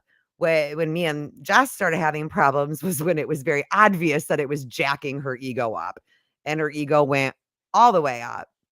So it was kind of like, dude, don't do that. Like, I'm all about people going and getting famous. Like, just don't change who you are as a human being. A biased host isn't fair. Right. But her only other option is to go on a show with someone who hates her. I mean, I asked all the questions that you guys wanted me to ask, and that was, of course, I'm biased. I know her personally in my real life. I've talked to her on the phone. We bonded and we got high in the ocean together, and that's a bond you can't break. We But smoked, not meth. So yeah, everybody we smoked weed in the ocean, guys. I guess I can't really say bias isn't fair, so this was pointless. But why? What questions did I not ask of her what though? do you guys want? What do And you want? what do Do you you want her to be mean how to is she I asked every single question that you guys have asked me. You guys didn't ask me to ask a whole lot of questions. It just kind of seems to me like you guys don't want me to believe her, or you want me to yell at her, or you want me to not like her, and that's not going to happen ever. I will answer the questions I will ask her what you want me to ask her, and I've done that. Even questions that I thought were stupid and none of your damn business, Bob. I was still Yeah, asking them. And I know that there's a lot more people that are watching this that aren't, because I know what my number is every week for our lives.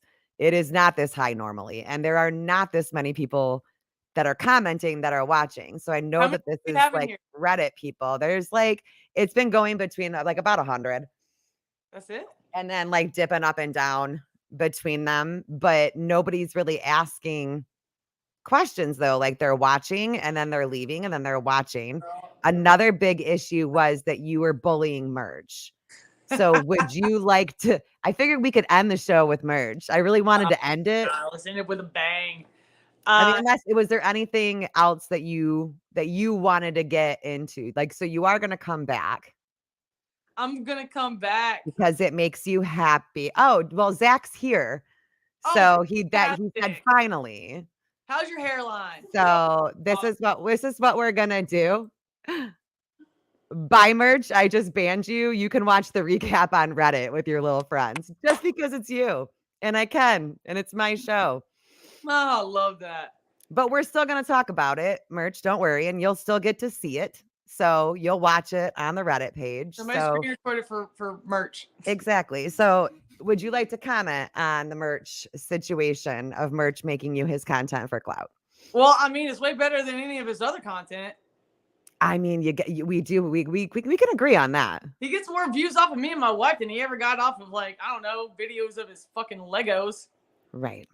So when you met Merch for the very first time, how did that engagement go? Was it you making a video to Merch? I never met Merch. Okay. I didn't know who the fuck Merch was. All I knew was that all of a sudden some fucking ugly dude was making videos about me. Mm-hmm. And I talk shit. I am going to talk shit because you called me a bully. Now I'm going to fucking be one. Now, what was like? Because I want to tell a story with this. Like, how did this start off? Like, what was the initial video in regards to? Was it a nice video that he made about no, you and your wife? I don't even remember. I don't remember. That tells you about my There's memory. been so many of them from him. There's so, like, his whole page is me and my wife, dude. Like, I think it was about Kenny, the dentist. Mm-hmm. Because this is gonna we got to talk about the dentist too. Yeah, I think it was about Kenny, the dentist. So what do you want to talk about? Merch or So explain the dentist story real quick because it should be pretty simply explainable, and then we'll go in, and then it can go. I don't remember what month it was, but a long time ago, I got my teeth done. All right, so I know that you guys are busy with like the shit in your basements or whatever, but when you're a content creator, you do collaborations with people, and when people give you shit for free, especially, I don't know, $30,000 worth of teeth, you give them something back, like a video, right, praising them, telling them how thankful you are for their services and how well, I mean, but you were though, right? Correct. yeah, Like, you were happy with your and teeth. how those services can help other people. So if you're interested in these services, you can also contact Dr. Kenny, and he can make your teeth look like this. Right. So I did that, And then Dr. Kenny kind of got himself in a little bit of trouble. Dr. Kenny got himself in some trouble, and I stayed as out of that as I could. I was having a weekend with my friends who were in town when it happened, when all the drama happened, and people are telling me, "Oh, you better watch out for Kenny." Like, what's going on? So when the weekend was over, I called Kenny. It's crazy calling somebody directly like that. But I called Kenny and I was like, what the fuck, bro? And we had a conversation, and I told him that he needed to get his shit together. As a friend, I told him, I was like, you need to get your shit together. You're acting like a fucking heathen, and it's time to admit that you're wrong, because accountability is a big deal for me. You'll know if you're my friend, if you're close to me at all, you'll know I'm gonna tell you, you need to tell on your motherfucking self. You need to be accountable. You need to admit what the fuck you did. Mm-hmm. And that will be the first step in doing fucking better. So, I don't think I have spoke to Kenny since then. But it's not because he did anything to me. It's just because I don't like being part of a big fucking crazy dramatic shitstorm. So I made that video literally as soon as I got my teeth done. Like, as soon as I got my teeth I do believe that was the first video that Merch did. It was that's how he kind of wrapped you guys into this Dr. Kenny thing, and then he just kept running with it. Pills. He said that, I think he said that I was getting pills. I was going to Kenny to get my pain pills. Like, yeah, I can't even take pain pills. They make me throw up. See, I mean, a lot of people think that you need to be bullied, Merch. I don't know when you and it wasn't just the Dr. Kenny thing, right? Because it also started with the Kingery situation. That's one of his pinned videos as well. Oh yeah. Okay. Remember? So he was around for Kingery, and he went at you after Kingery. Did everybody let him go? Why the fuck did I go pay a fucking ex-CIA member to fucking give me a polygraph? Why did all that happen? Everybody just let it go. Like, Kingery didn't shove his hand all the fucking way down my bare ass pants, like all the way down. He almost touched. This is so one-sided. How do you, JS? What do you want me to ask? If it's so, what do you mean it's one-sided? It's just her that's in here telling her side of the story, so it's going to be one-sided. What would you like me to ask? what will make you feel better? Because I put up an Instagram video asking for questions. I think I made a post in the Reddit group. I might not have though. I was going to. And I also asked in the beginning of the show and in the middle of the show,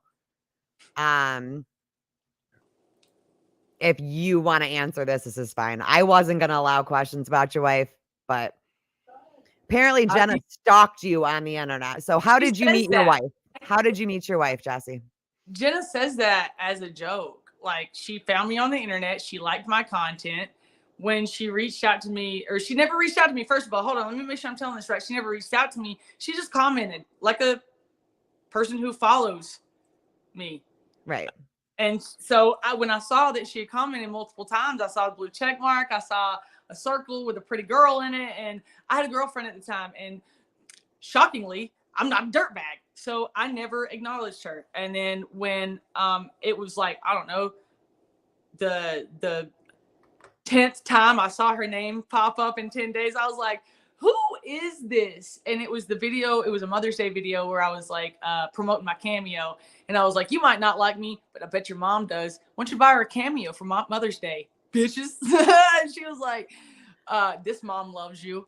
And I was like, ooh, who the? So she did. So she kind of did stalk you then a little bit. A little bit. Yeah. So I went to her page and I saw that it said Jenna Jameson. I was like, oh shit, it's Jenna fucking Jameson.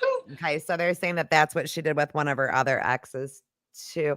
But I mean, if I met two of my exes, it's a great place to meet people. In a bar, would that be different? Right? Should like I have flown to where you were? Yeah. Like, I mean, that would be stalking. But real. I was just chilling outside your house in the middle of the night. Now you guys are married. I was just gonna comment back on that comment and just be like, hey, thanks for the follow, legend. And then it went to her inbox and I was like, no, fuck. And she commented back with like some emojis. So technically, and I never slid it, but technically you slid in the DMs first. I did. I fell into DMs. I tripped and fell right into. All right. So JS, this is one thing that I'm gonna make a comment about, and I don't have Jessi's permission, and I don't have Jenna's permission. I am not gonna do any questions, comments, or anything in regards to anybody's children. The fact that you guys are so obsessed with minor children just kind of says something about you more than me. We're not gonna talk about that on here. I just got permission from my wife. She trusts me. She knows I'm not saying that stupid. It's like over the last couple of days, it's been a touchy subject, and I got y'all. Here you go. I don't like it. So Jenna went through a period of time where she needed to work on her, and if she would have made the decision to not work on her and just try to continue to be a mother when she had other things that she needed to be good to be the mother she needs to be. She went through some hard times and she admitted that. She admitted that in your little fucking Reddit. If you guys go over to the Reddit page and if you guys are unaware, I mean, I can even link it for you guys, seeing how Jenna is a moderator of it now, correct?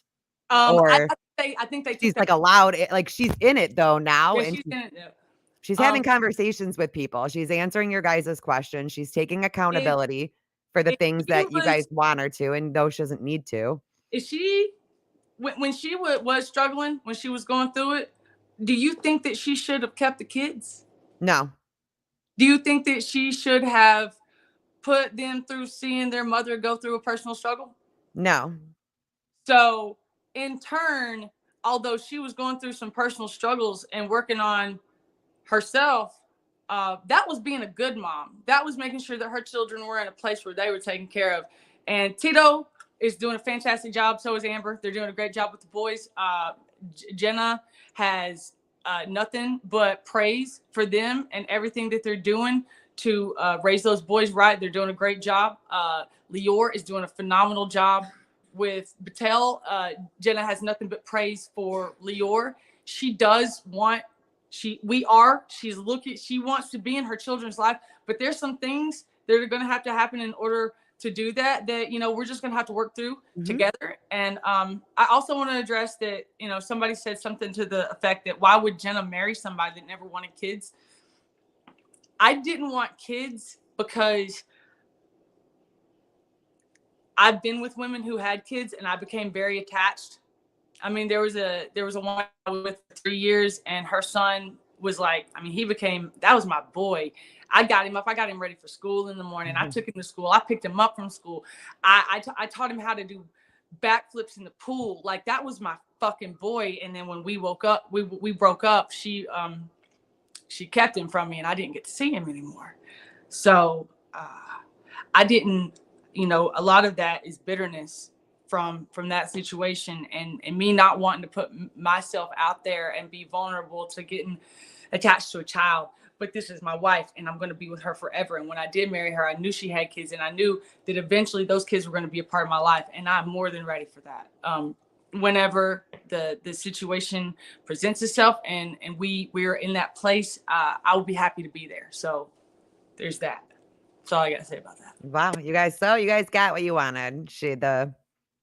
Because I knew it was gonna just keep on. It's very frustrating for me to watch. This is Just frustrating. Why did Jenna lie? She's talking about all that in the Reddit group, Jean White, if you want to head over there. But what I will say is that as a mom, like society in general and y'all in general, you put a lot of pressure on like the moms, but you don't have the same energy for like fucking dads who aren't around, which is weird. Like all a dad has to do is like pay his child support and send a birthday card, and like he's father of the fucking year. I know that when I went through my issues years ago, many moons ago, when I was not a good person and I was just some dumb broad on a pole popping pills in my early 20s, I had a little girl. That little girl didn't need to be anywhere around that. Why would you want a child in that environment? And sure, you can argue semantics of you could just stop, you could get better, you could do this. Sure, I could have, but mistakes were made, right? Like I'm a better person for it now, but why should that child be with the mother, even if the mother isn't the best place for that child to be at the time? At the time, because it took two people to make a baby. So why is the dad not? What's wrong with Tito? Why can't he take care of the kids for a while while she gets better? I mean, maybe Tito runs into a situation down the road and he needs her. And that's how it's supposed to be. But you guys are putting you can't call her a crackhead and a meth head and all these horrible things and then be like, why don't you have your kids? Why do you want the kids around that? I mean, that's not what's going on, but why would you want the kids around that? That's what I don't understand. People need to realize like how big of a job it is cleaning up the wreckage of your past, the fucking wreckage of the bad decisions you made. That takes a lot of courage. When you pile up a pile of shit, you got to clean it up. And the more piles up, the harder it is to clean it up. So, when as a mom, you don't want to admit that, dude. Right. Like they put so much, like I remember when it happened with me and my daughter was with her dad primarily. Like I had to make myself look better than I was because I'm a mom and it's what I'm supposed to do. Didn't matter if I was a stripper. Didn't matter if I was a junkie. Nobody cared about those things. All they cared about is, where's your kid? Where's your kid? Why aren't you being the mom? Why aren't you doing the mom thing? Well, obviously I have a lot of other shit going on. Why can't I be broken and need help too? Right. And own that and admit that I'm fucking broken and I need some damn help and I can't be what everybody needs me to be right now. Yeah, and being very vulnerable about that in that group. As soon as somebody says, hey, as soon as somebody's baby daddy says, hey, I don't want to be a piece of shit anymore, everybody's like, oh my God, Gary's the best dad ever now. Like, and Jean, that's very possible that was going on prior. This is the statement on what's going on now. I don't know why you guys care what Jenna was doing 10 years ago. That's not what's going on now. Right. What you should be focused on is what Jenna's doing now. Jenna's taking accountability now. Jenna's being honest about it right now. Jenna's asking for grace. Jenna's asking for help and support in these things. And everything that you guys wanted her to do in that group, from what I can see, she's doing, but it's not good enough for now. It's never going to be good enough. And that's why after this podcast, I'm done. Like, I've already talked to Jenna about it. We will never look at that page again. A mom should never leave her kids, never under any circumstance at all whatsoever. What if the mom's a sex offender? You know, like sex offenders have kids, right? So like, what if this girl had a baby and she's a sex offender? Most moms don't lose their kids. Quit defending that shit. I'm not defending anything. I'm defending children being placed in places that they are safe and not drugged through hell. And those babies were never drugged through that kind of hell. If you wanna crucify my wife for her actions in the past, get the fuck out of here, because you're gonna have to crucify her for what she's doing right now, because all she's doing is trying to get better. And if you can talk shit about that, then you're not my people. I don't want you to like me. I don't. If you are that shitty of a person to where a woman has gone through pure hell her entire fucking life. Like, I don't know if any of you have read her book, but that's just the first installment, honey. Right. She's been through fucking hell her entire life. And she comes to a place where she's ready to, how'd you put it, baby? Lay herself bare. Yeah. And be accountable to a group of people that fucking Hate her. And you still got something to say? You ain't my people. No. You're not a positive person. You're not looking for positivity. You're looking for bullshit. And as long as you're looking for bullshit, that's all the fuck you're ever going to get.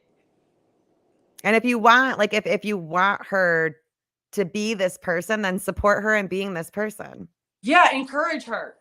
Fucking encourage her. Tell her you're proud of her. Because that's what I've been doing. That's what I've been doing for the last fucking years, telling her I'm proud of her, telling her I'm impressed with her growth, telling her that she can keep going because I see how fucking hard she's trying and I see how fucking good she's doing. That's what she needs. But to assume that moms can't, no mother should abandon her. No mother should. You guys put these words on it to make it sound so much just more disgusting, which is fine. If that's what you want to do, it's okay. But would you rather a mom that's going through it take her babies to hell with her?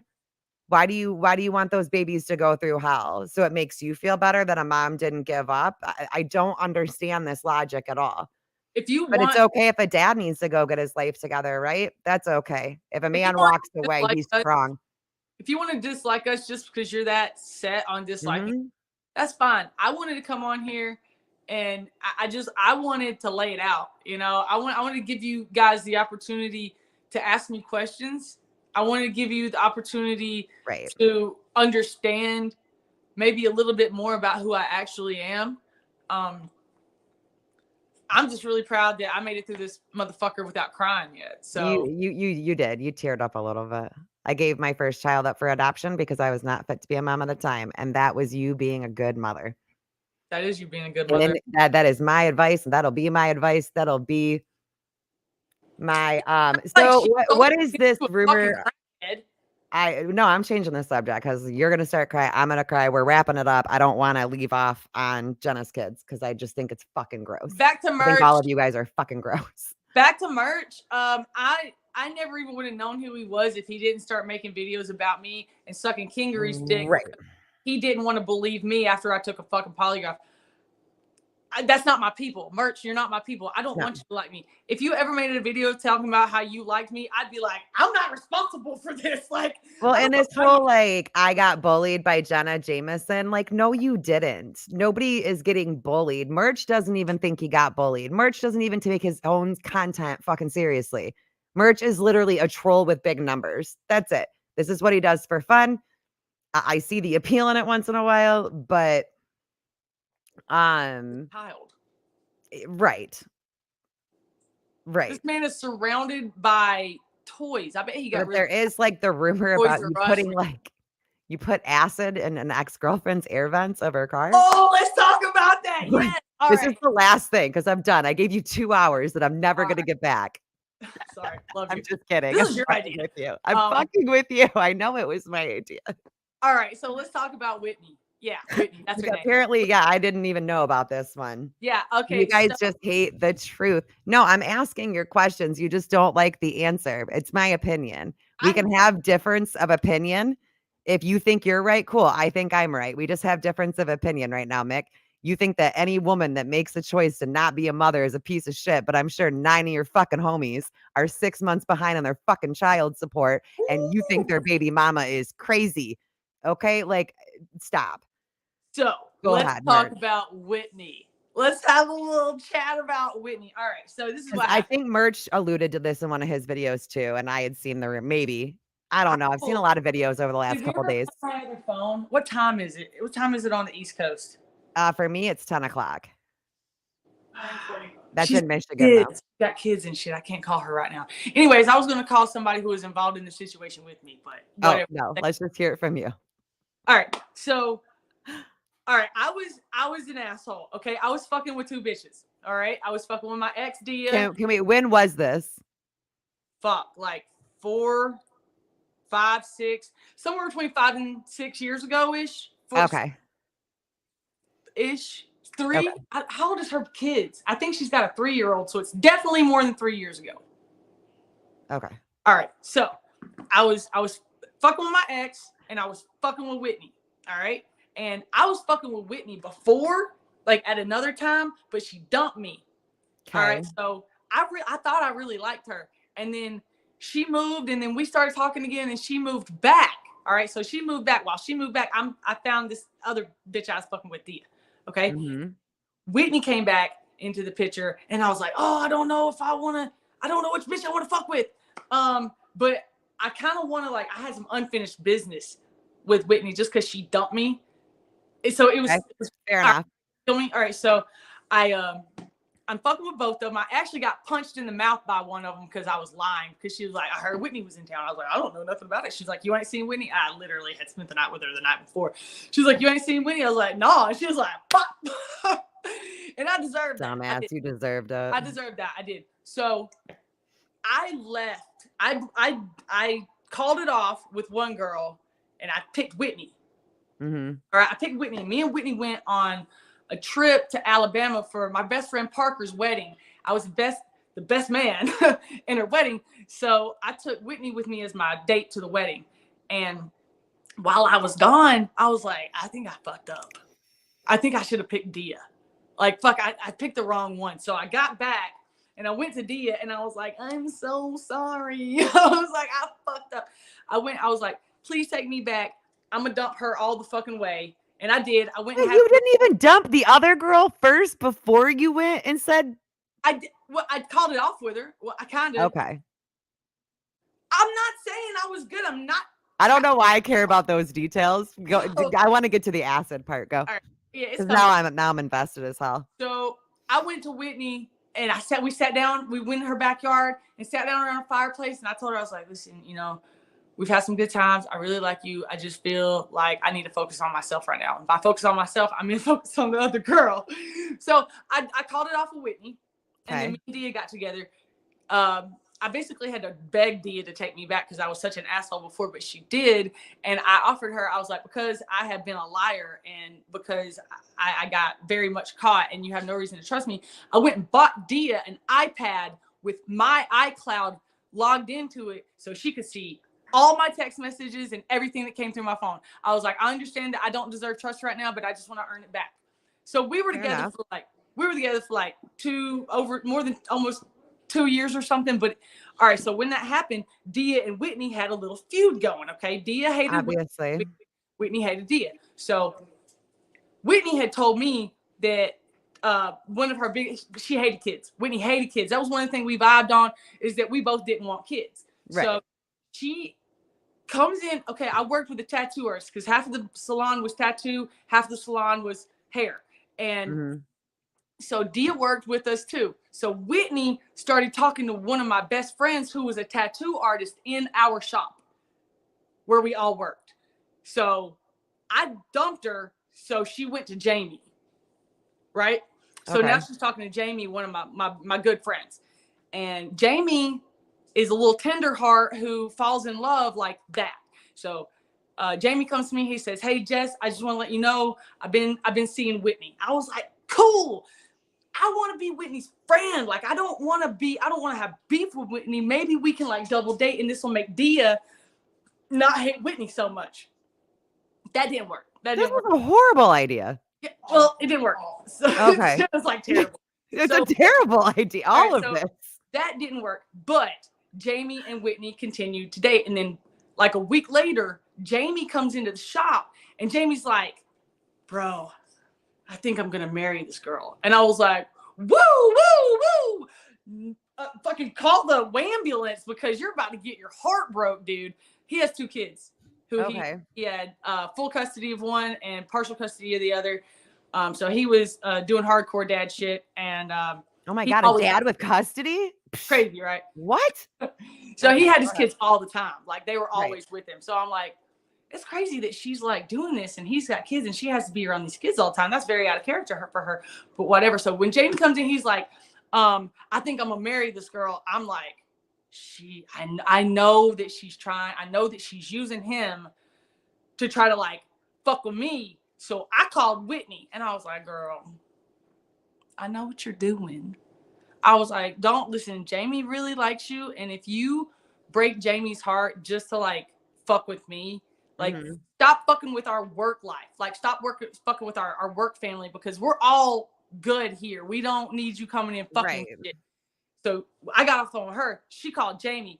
Jessi was so mean to me. I think I called her a dumb bitch. I did. I stopped being a dumb bitch and fucking with my boy's heart. That just seems like a normal conversation. When did us as adults get so soft about how we talk to one another? Like that makes you an asshole because you called someone a dumb bitch. You need to be she calls Jamie. Jessi's so mean to me. She's being so mean. So Jamie calls me because Mr. Chivalrous, fuck you. You're fired from the Big Bang Studio. Pack your shit and get the fuck out. I was like, what?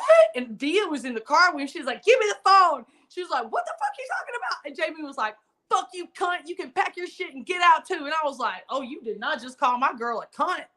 So that made me mad. Obviously. So I was like, bitch, fight me. You can run your mouth. Girl, are you just giving me all these details so that you can look better when you tell me that you put acid in someone's fucking car? It's not even acid. Listen. All right. So Jessi told me a long time ago about a trick and it's called honey robber. All right. It's what they use. We've talked about. I think I know what you're talking about. All right. So it's what they use to remove bees from the hive. Yes. It's called honey robber. It comes in a bottle about yay tall. It's got a little spout on the top of it. Anyways, Jamie wouldn't fight me and I wanted to fight him. So somebody for legal purposes. I think we're past that. I think we're past that now, but go ahead. It has the exact same. Allegedly. I allegedly. So dressed up in black and went into his apartment complex, his gated apartment complex, and emptied an entire bottle, half a bottle into his car. And I was there already. And I looked over, I saw her car. I was like, oh, bitch, you're getting it too. So the other half of the bottle went in her car. It's the main ingredient, stink bombs. It's not acid. It just smells really bad. Like literally, that's it. Look it up. It's called honey robber. No, I know what it is. Or bee. I'm also laughing because some of your Reddit friends, you can tell, are like just now watching the show from the beginning because they're commenting like stuff from before. Oh, so they're playing catch up, which is fine. But yeah, it's honey robber. It's safe for bees. Yeah. Like so you didn't put acid in somebody's car. No, I didn't put no.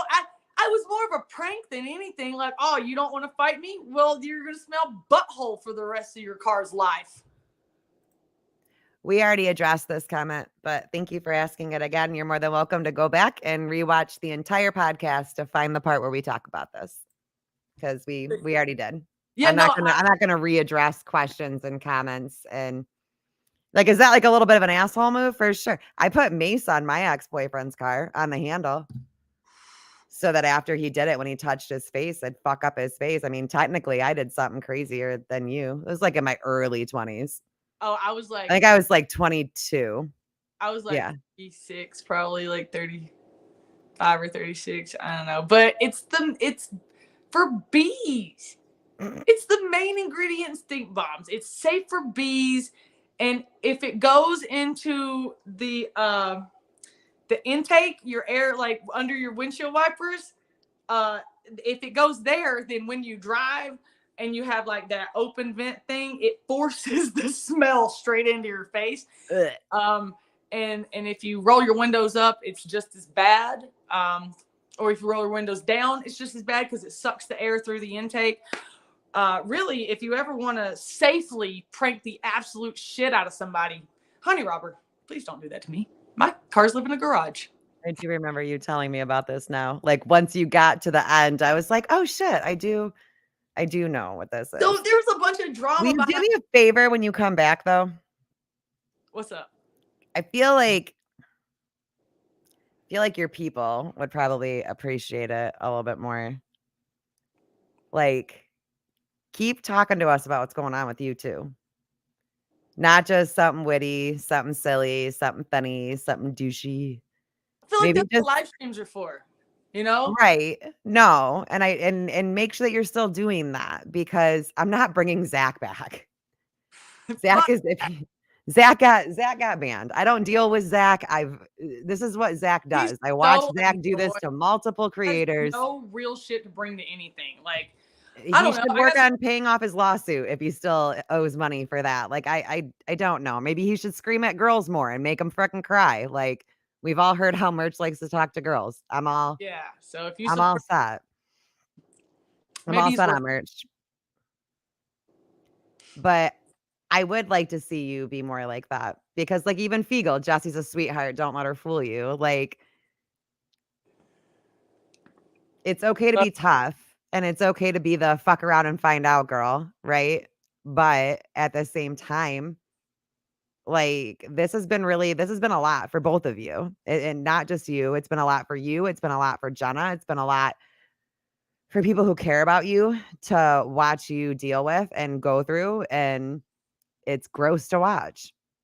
It's hard. And I'm so sorry that the two of you guys have to deal with this on a regular basis, especially for how long Jenna's been dealing with this. Like, you know what I find really odd? Crazy. That Reddit page was made like 2 weeks after me and Dee broke up. Was it? Interesting. Interesting, eh?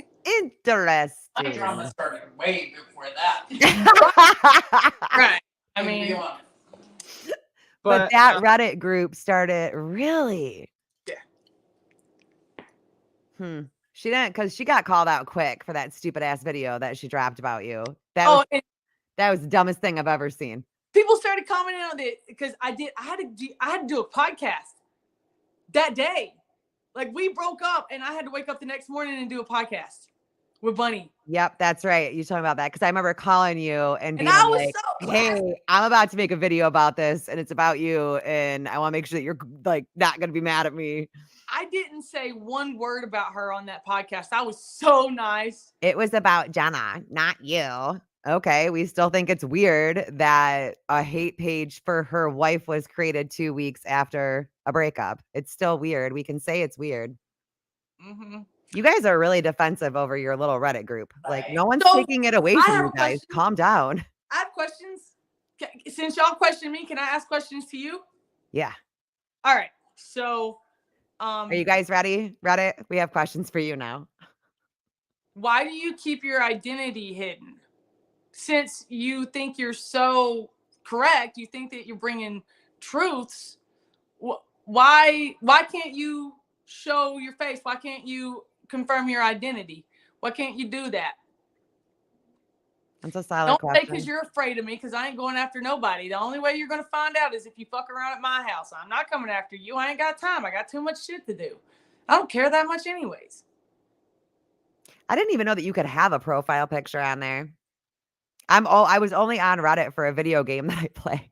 I'd like to know who made the page. Yeah. I'd like to know who made the page. Who made the page? Be a woman. Who wrote the note?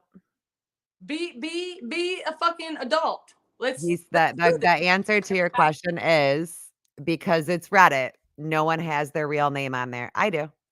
That's not an answer. Why don't you tell me who you are so we can find out where this hate came from? Because hate like this typically can only come from what was once love. And I got a feeling you might have used to love me or my wife. Mm-hmm. So if you're not one of my exes, if you're not one of Jenna's exes, why don't you tell us who you are? So Bunny wants to know how you feel when people tell you, "Oh, well, it's supposed to happen when you're in the public eye." Like, how does that feel when people tell you, like, "Well, this is what you wanted. This is a part of it." I kind of understand it. I can understand that. I get it, you know. I just have too much faith in humanity to not be a psycho. I got too much faith in people to not just make things up, make up lies for fun. So here's the thing. I will give you credit when you tell me who you are. I'll give you some credit for your bravery if you can tell me who the fuck you are, because you're a spineless fucking whale turd as far as I'm concerned, because I'm out here. Here I am for the world to see. Everybody knows who I am. Everybody knows everything I say. I can't take a shit without somebody fucking knowing about it. No, But you're not literally behind your anybody dumb that ass like little Reddit. anybody that even comes and visits you guys, it's in there. Like your guys' friend that came and you guys like went hiking and did stuff with the Yeah. Christmas tree. I knew about that from Reddit. Y'all are talking shit about. Wait, It's so weird. you mean when my friends came down? What are you talking about? Yeah, anytime that anybody comes down, it ends up in Reddit. It ends up in, like, because I just don't understand like what the whole I get like call out. Fuck, like I'm all up in drama talk, okay? I'm one to So talk, but I don't understand like what's the point? Like if it was just to call out, cool, you called her out. She took accountability for a lot of it. And so now what? What's next? Like if that's the goal of call out content is for accountability. Jenna had a following that she created in Hawaii. Right. And so, okay, cool. So she's addressed that exact situation in the Reddit group and taken full accountability. So then can we delete the Reddit group then? If that's why it was created. yeah, she took accountability. What She more? took full accountability for the Hawaii stuff. It's all there in the group. Obsessed. They're obsessed. It's very obsessive. And like why go after people that go and visit them? Why go after people who engage with them? Yeah, why are you going after my homie Summer, who's been? Are you trying to derail someone's sobriety? Because Summer's been sober for quite a while now. She called me today wanting to know. Valid part of being. Thank you for being a part of the conversation. There's no answer to that. Asking why are people coming to her page saying that she's a junkie? Like, y'all want us to be junkies. Y'all want us to be pieces of shit because it makes you feel better about you. It makes you feel better about yourself. You can't stand that I came from a puddle of shit. Well, I guess that they went after somebody else too for Jenna following her back. Mm-hmm. Yeah, they went after Tara. Tara made a video that Jenna followed her back. She was like excited about it, I guess. And they went after her. Damn. I mean, you guys can come after me. Me and Jenna are mutuals too. You I guys want to talk shit about that? Like, I promise I don't understand. Me and Jenna will never look at that. After tonight, we will, right now, like from henceforth. I was going to say, and I think that this would be a good spot for like here on out because like she bared her fucking soul on that Reddit page. And I'm really proud of her. I am too. I'm nothing sexy. Lord. And the way that she was still keeping her cool in there, going back and forth with these people and staying respectful. Send me a picture of you so we know it's you. And oh my God, the time-stamped photos. I couldn't with that. They were accusing this of being pre-recorded. So wait here, let's just do this just to prove. Hold on. Wait, would that prove it? Yeah. So I'm FaceTiming Lawless. Oh wait, she's on her phone. See? And it interrupted her stream. Oh, I was trying to answer it on. So that's like, there you go. I called her. We're live. We're answering your questions live. So it's very obviously a live stream. But yeah, they made a whole thread about her, calling her special needs and trash. What? Yeah, it's ugly. People relapse. They also don't abandon their child and stay gone. A lot of people relapse and abandon their children. A lot of drug addicts aren't able to take care of their children. Can you be more specific? One of my favorite people on TikTok, someone who's been nothing but nice to me and supportive. You made a thread talking shit about that's her. what it says. We'll have to go look. It says they made a whole thread about Tara, calling her special needs and a bunch of trash. Yeah. Y'all are nasty. Why? Because she was excited. Is all because she was just excited that Jenna followed her and made a video about it. Y'all are nasty. Are you kidding? Like, why? You should be ashamed of yourselves. That's why I'll never look at that page again, because y'all are sub-level humans. You're sub-level humans. You're not. People say, I remember my mom telling me when I was. But not all of them were. Let's remember that, right? Not all of them were. Some of them were very gracious to Jenna. Some of them left the Reddit and were like, you know what? That's all I came here for. I'm cool. Yeah. So you also got to like focus on the people who did listen, who weren't just horrible, rotten people. Those of you that are continuing the nonsense, you're fucking nasty. You should be ashamed of yourself. Do you still have my phone number? Apes, send those to me. So what does that have to do with anything? We got money. You ain't got. What's your point? What does money have to do with any of this? Good. Way to go. That means you're doing something besides stalking us. Super proud of you for making a lot of money. To monetize this? We got money. That's fine. That's okay. But you guys are. So what happens if this girl, whatever. Going forward, you should ignore the Reddit group. Moving forward, we will, neither me or my wife will ever look at that page again, because people want to know why you looked tired for a while. This was why. And now I'm annoyed because they're being assholes in here too. Like, this was why. I watched you cry about this. This was fucking gross. They were terrorizing your fucking wife every day, all day long. Of course she's going to get upset about it. Of course it's going to hurt her feelings. That's her fucking wife. And then you have to watch what you guys are putting her through. And if you guys are so worried about Jenna relapsing, you're so worried about her not, leave her the fuck alone for a little bit then. Yeah, why don't you cut it the fuck out? Maybe leave her alone. Let her get better. I don't know. She's doing incredible. She's doing absolutely incredible. Despite all of your efforts to tear her down, she's doing wonderful. And it's been such a wonderful journey to be on this journey with her and to watch her improvement. It's incredible. And there will come a time when you won't have a choice but to have, some respect for her, because when you go from a fucked up spot to where she's at now, man, I have nothing but, I don't care what she's done, Yeah. I care what she's doing. Yeah. I care about the road that she's on now. I don't care about the broken roads that came before this. Mm-hmm. I care about this path that she and I are on together. And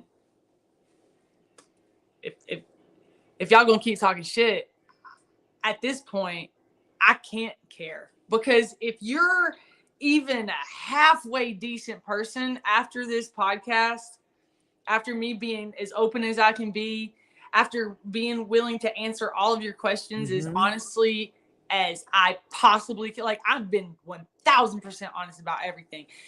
What more can I do? What more? Why? Yeah.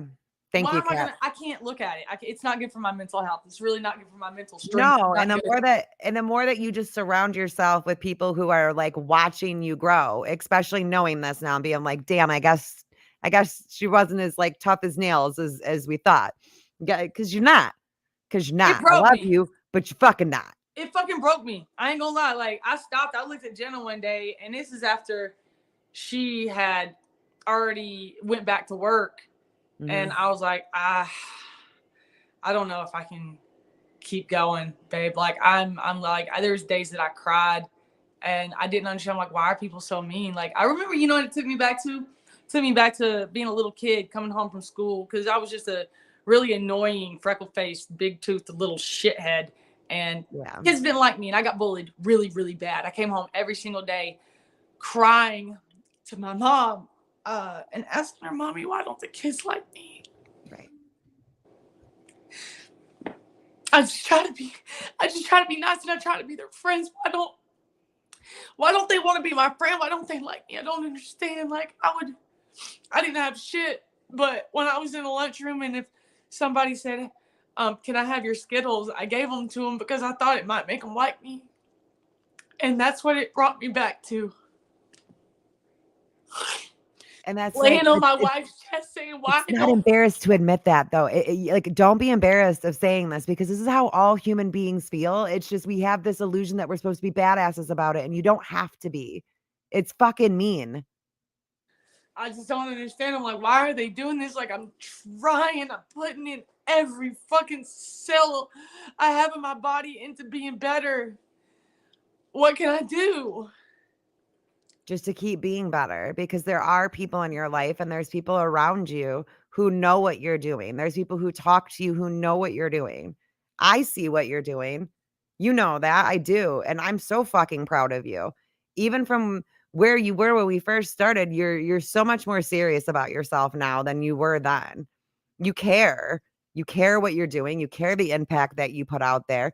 You are nowhere near as like selfish is what you were off the rip. You're not.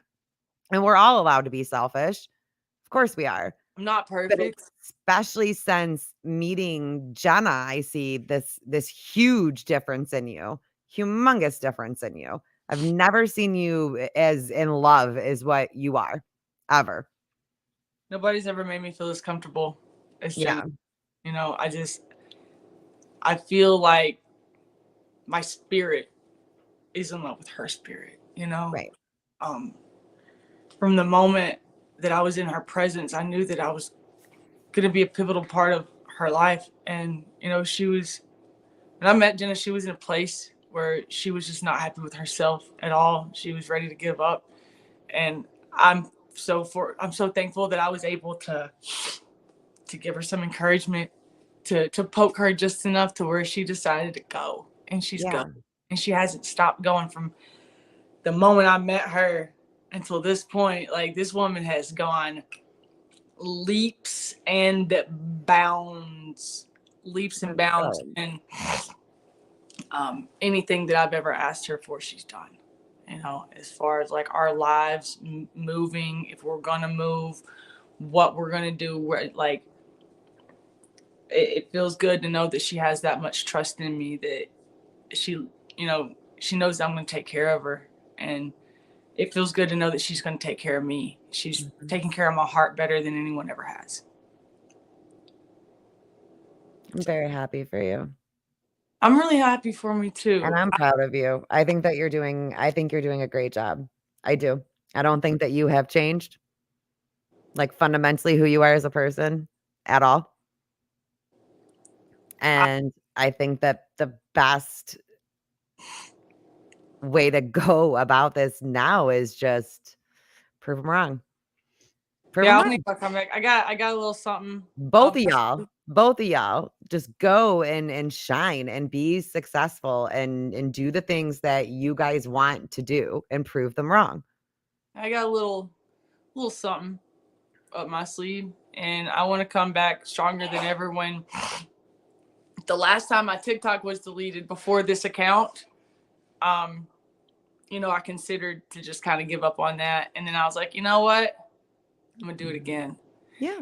And now I got 1.5 million followers with a verified account on TikTok. And it's gotten bigger every time. Every time I've gotten deleted and come back, I come back bigger every fucking time. Every fucking time. And at the end of the day, a lot of this is always going to be jealousy of people who want what you're doing, or just want the popularity, or want the attention, or whatever the case may be. I'm not saying that all your haters are like that. So calm down, Reddit. I'm not accusing all of you of being jealous. I think a lot of you guys are really invested. Carolina. I mean, Carolina, we've gone, I mean, you're over here with the kids stuff again. What do you want her to do? What is the obsession with the children? This is very weird. Like, you don't find it weird that you are that concerned about somebody else's children who are completely safe, thriving, happy, and very well taken care of. If Tito was a crackhead, it would be a different situation. Right. Tito's doing great. Right. So why can't he be dadding? I don't understand, Carolina. I don't understand, because you also think that Jenna's trash. So if you think that she's trash, then you should be happy that the children are where they are, correct? And you're very late to the party because we already addressed this. Jenna's also addressed this in Reddit, so we don't need to address it again. I know we're getting late. You're more than welcome to rewatch the podcast. I know we're getting late. I want to run over it. Can I tell like a real short little story? Yeah. All Go right. ahead. So I'm gonna grab my last soda of the evening. So you start and I'll be right I know back. that a lot of you guys probably followed Jenna and you got really invested in her story when she's cooking and doing mommy shit and a lot of the Battelle content and stuff like that. I'm sure a lot of you were maybe you came from a similar background. Maybe you were a stripper, who knows? And then you see the queen of porn over here being fucking super mommy, and you're like, oh, if Jenna can do it, I can do it, right? Maybe, I don't know, I could be off base, but I'm just, throwing it out there. And maybe when she did fall off of the wagon, that like took your hero. Maybe that like took something away from you that you used as motivation. Maybe that hurt you. That's why I'm saying hate like this can only come from what was once love. Now here's the story. As some of you know, I am a really big Alabama football fan. I've got Roll Tide tattooed on my knuckles. All right, there was an iconic game, and if anybody follows college football, you'll know about this. I knew you were going to throw sports in somehow. We played Tennessee. All right, we played Tennessee in 2009, and it was a really close game.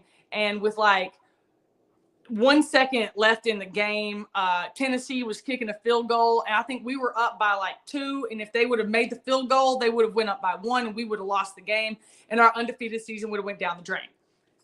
Terrence Cody. All right, Terrence Cody. Terrence Cody was one of the greatest fucking nose tackles that's ever existed in college football. Okay, I loved him. I admired him. I admired his tenacity and how hard he worked. And I was like, fuck yeah, man, that dude is awesome. Like, I'm a big fan of Terrence Cody. Terrence Cody blocked it. That big ass motherfucking nose tackle jumped up and blocked the fucking thing. And I loved him. That was just like one of the reasons why I love Terrence Cody so much. And then he got drafted into the NFL, and I followed him with the Ravens for a little while. Was it the Ravens? I don't remember. Anyways, it's been a minute. Anyways, Terrence Cody got arrested. It broke my fucking heart. Terrence Cody got arrested for, a lot of you know I love animals. I'm a big dog person. I love animals. It's a soft spot in my heart. Terrence Cody got arrested for fighting pit bulls. He was dog fighting, and they showed a lot of footage. They showed a lot of the footage from like his dogs and the condition they were in. And it made me so mad. I was like, that motherfucker. Like, who do you think you are? You got all this fucking money. You've had this amazing fucking career. Why are you torturing fucking animals, you dirty motherfucker? Right. I was mad. I was really, really mad. Now, fortunately, my wife isn't torturing animals, okay? So that's not the comparison I'm making. Absolutely. The comparison I'm making is that he was a hero to me. Mm-hmm. He was an incredible football player, and he seemed to be involved in the community. And I just thought he was a great guy. Really did. And then he gets arrested for fighting dogs. And there was a part of me, like, I thought for a second, like, should I write a letter to him and tell him how I feel? But I didn't. I have a life. See, I have a life. I have a whole ass life where I have things to do. I have people that depend on me. I have responsibilities. So I never even had the chance to write Terrence Cody and let him know how disappointed I was in him. It is so crazy to me that y'all have time for this shit. You were affected so fucking seriously, so emotionally that you. I mean, there's 100 of you right this second, right now, going every day. Going at this poor girl. I just got sent the link. Like, stalking us. You guys are going at a girl for simply being excited that Jenna Jameson followed her, and this thread is over 100 comments freaking deep. Why? Like, that's my question for Reddit. Why? If the whole page was really about Jenna and it wasn't just to be mean, then why is this girl being berated the way that you guys are berating her? Because it's really gross. And it's really, really gross. Talking about my best friend who literally saved my life. My best friend has been through more shit than you could ever fucking imagine. And y'all are calling her Sideshow Bob because she has dreads? Like, y'all are children. You are pathetic. Like, pathetic. Not all of you, some of you got your head on straight after Jenna went over there and was more honest than you ever deserved her being. But Yeah, and then there was nothing left to say. So now we're just gonna attack people that follow them and engage with them. So I'm glad that the ones that were willing to listen to her though, and communicated with her. That made me so happy that there were people that were in that group that did. so, But do not go over, especially like if you want to see what I'm talking about, I'll take screenshots and send it to you. But seriously, after tonight, like I mean, I'm gonna block the page from my Reddit feed. I have Reddit for my Disney Dreamlight Valley game. That's it. I snuck over there before this show just to research what we were going to be talking about, but I'm going to block it. I think everybody should block it. Everybody should block those stupid pages. I don't think those stupid pages should be allowed to exist that go after one person obsessively for months. Brianna has one as well. I think it's super disturbing and gross that you hate somebody that much that it goes on for months and months and months and months and months. is there anybody in here who maybe like went to the Reddit page and got sucked in by it and maybe questioned me, but now you don't? I'm already getting DMs saying that they apologize and they just want to give you a hug. Really? Yeah. And that's good.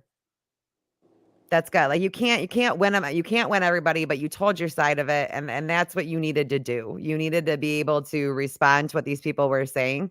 But like, and that's why maybe being in a setting where someone was biased was more comfortable for her. She still went over all your guys' questions, even though she was with somebody who's biased. Like, what are you not satisfied with about my questions? Like, how can I satisfy you better? You know, because I've, like my wife said, laid myself bare, you know, and I didn't have to do this. No, you didn't. A lot of people told me not to do it. I'm sure. A lot of people told me, you don't owe those motherfuckers shit. People that actually know me, you know, people who have watched me go through life for the past 20 years, you know, people who have watched me go from an obnoxious, lying, posing asshole to the person I am today, who is very honest, super fucking transparent. So send us out with something positive, because this has been a up and down show. So you need to send us out with something positive, something motivational. I want to say thank you to anyone in here that's been supporting me. I want to thank you to everyone that sent me DMs, because I've gotten so many DMs, people saying, please come back. It's your videos that make me laugh. Like when I'm having a bad day, I go to your page. You helped me through a divorce. You helped me. You helped keep my spirits up after surgery. You just one thing after another, and it's so much of it. I want to say thank you to those people, and I also want to apologize to you, because through all of this, I've been focusing on the bad, and the whole point of this is like being accountable and recognizing what you're doing right and what you're doing wrong. And something I did wrong was ignore y'all, and I gave all the attention to these people that don't fucking matter. These people that want me to fail. These people that don't want to see me succeed. And all you guys have done is support me and love me. And I respond to negative comments more than I respond to positive comments. And I want to say I'm sorry for that. And I love you guys. And I'm going to try to do better. I've been trying to do better. I hope you guys can see that, you know, I have posted a little bit on my Instagram story here and there. And when you do respond, I try to respond to you now. I'm making more effort to keep up with the people that do appreciate me and do love my content, and I do help them. So to you guys, y'all are real MVPs, and I apologize for dropping the ball on showing appreciation to the people who matter the most. It's easy to do. Oops. That was weird. It's easy. It is easy to do. I do it some, like, I don't know. You got me thinking now too, because I've been real wrapped up in drama again and not paying attention to my good. You know what I mean? And only paying attention to my bad. It's easy to do. It's hard. It is. And I can only imagine it. Like, it's hard for me, the shit that I get. I couldn't imagine it on a level that you do. I couldn't. I got a little bit of a taste of it in your Reddit group for a hot second.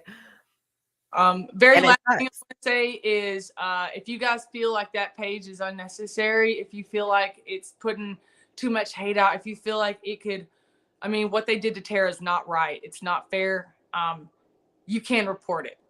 Yep. If you want to report it, if it is something that affects your mental health negatively, if you are concerned about other people, If you're concerned about my mental health, my wife's Great. mental health, you you are can more than report it. welcome to report pages on Reddit. Reddit in itself won't do it without reporting it. And if you're upset at me telling people to do that, I don't really care.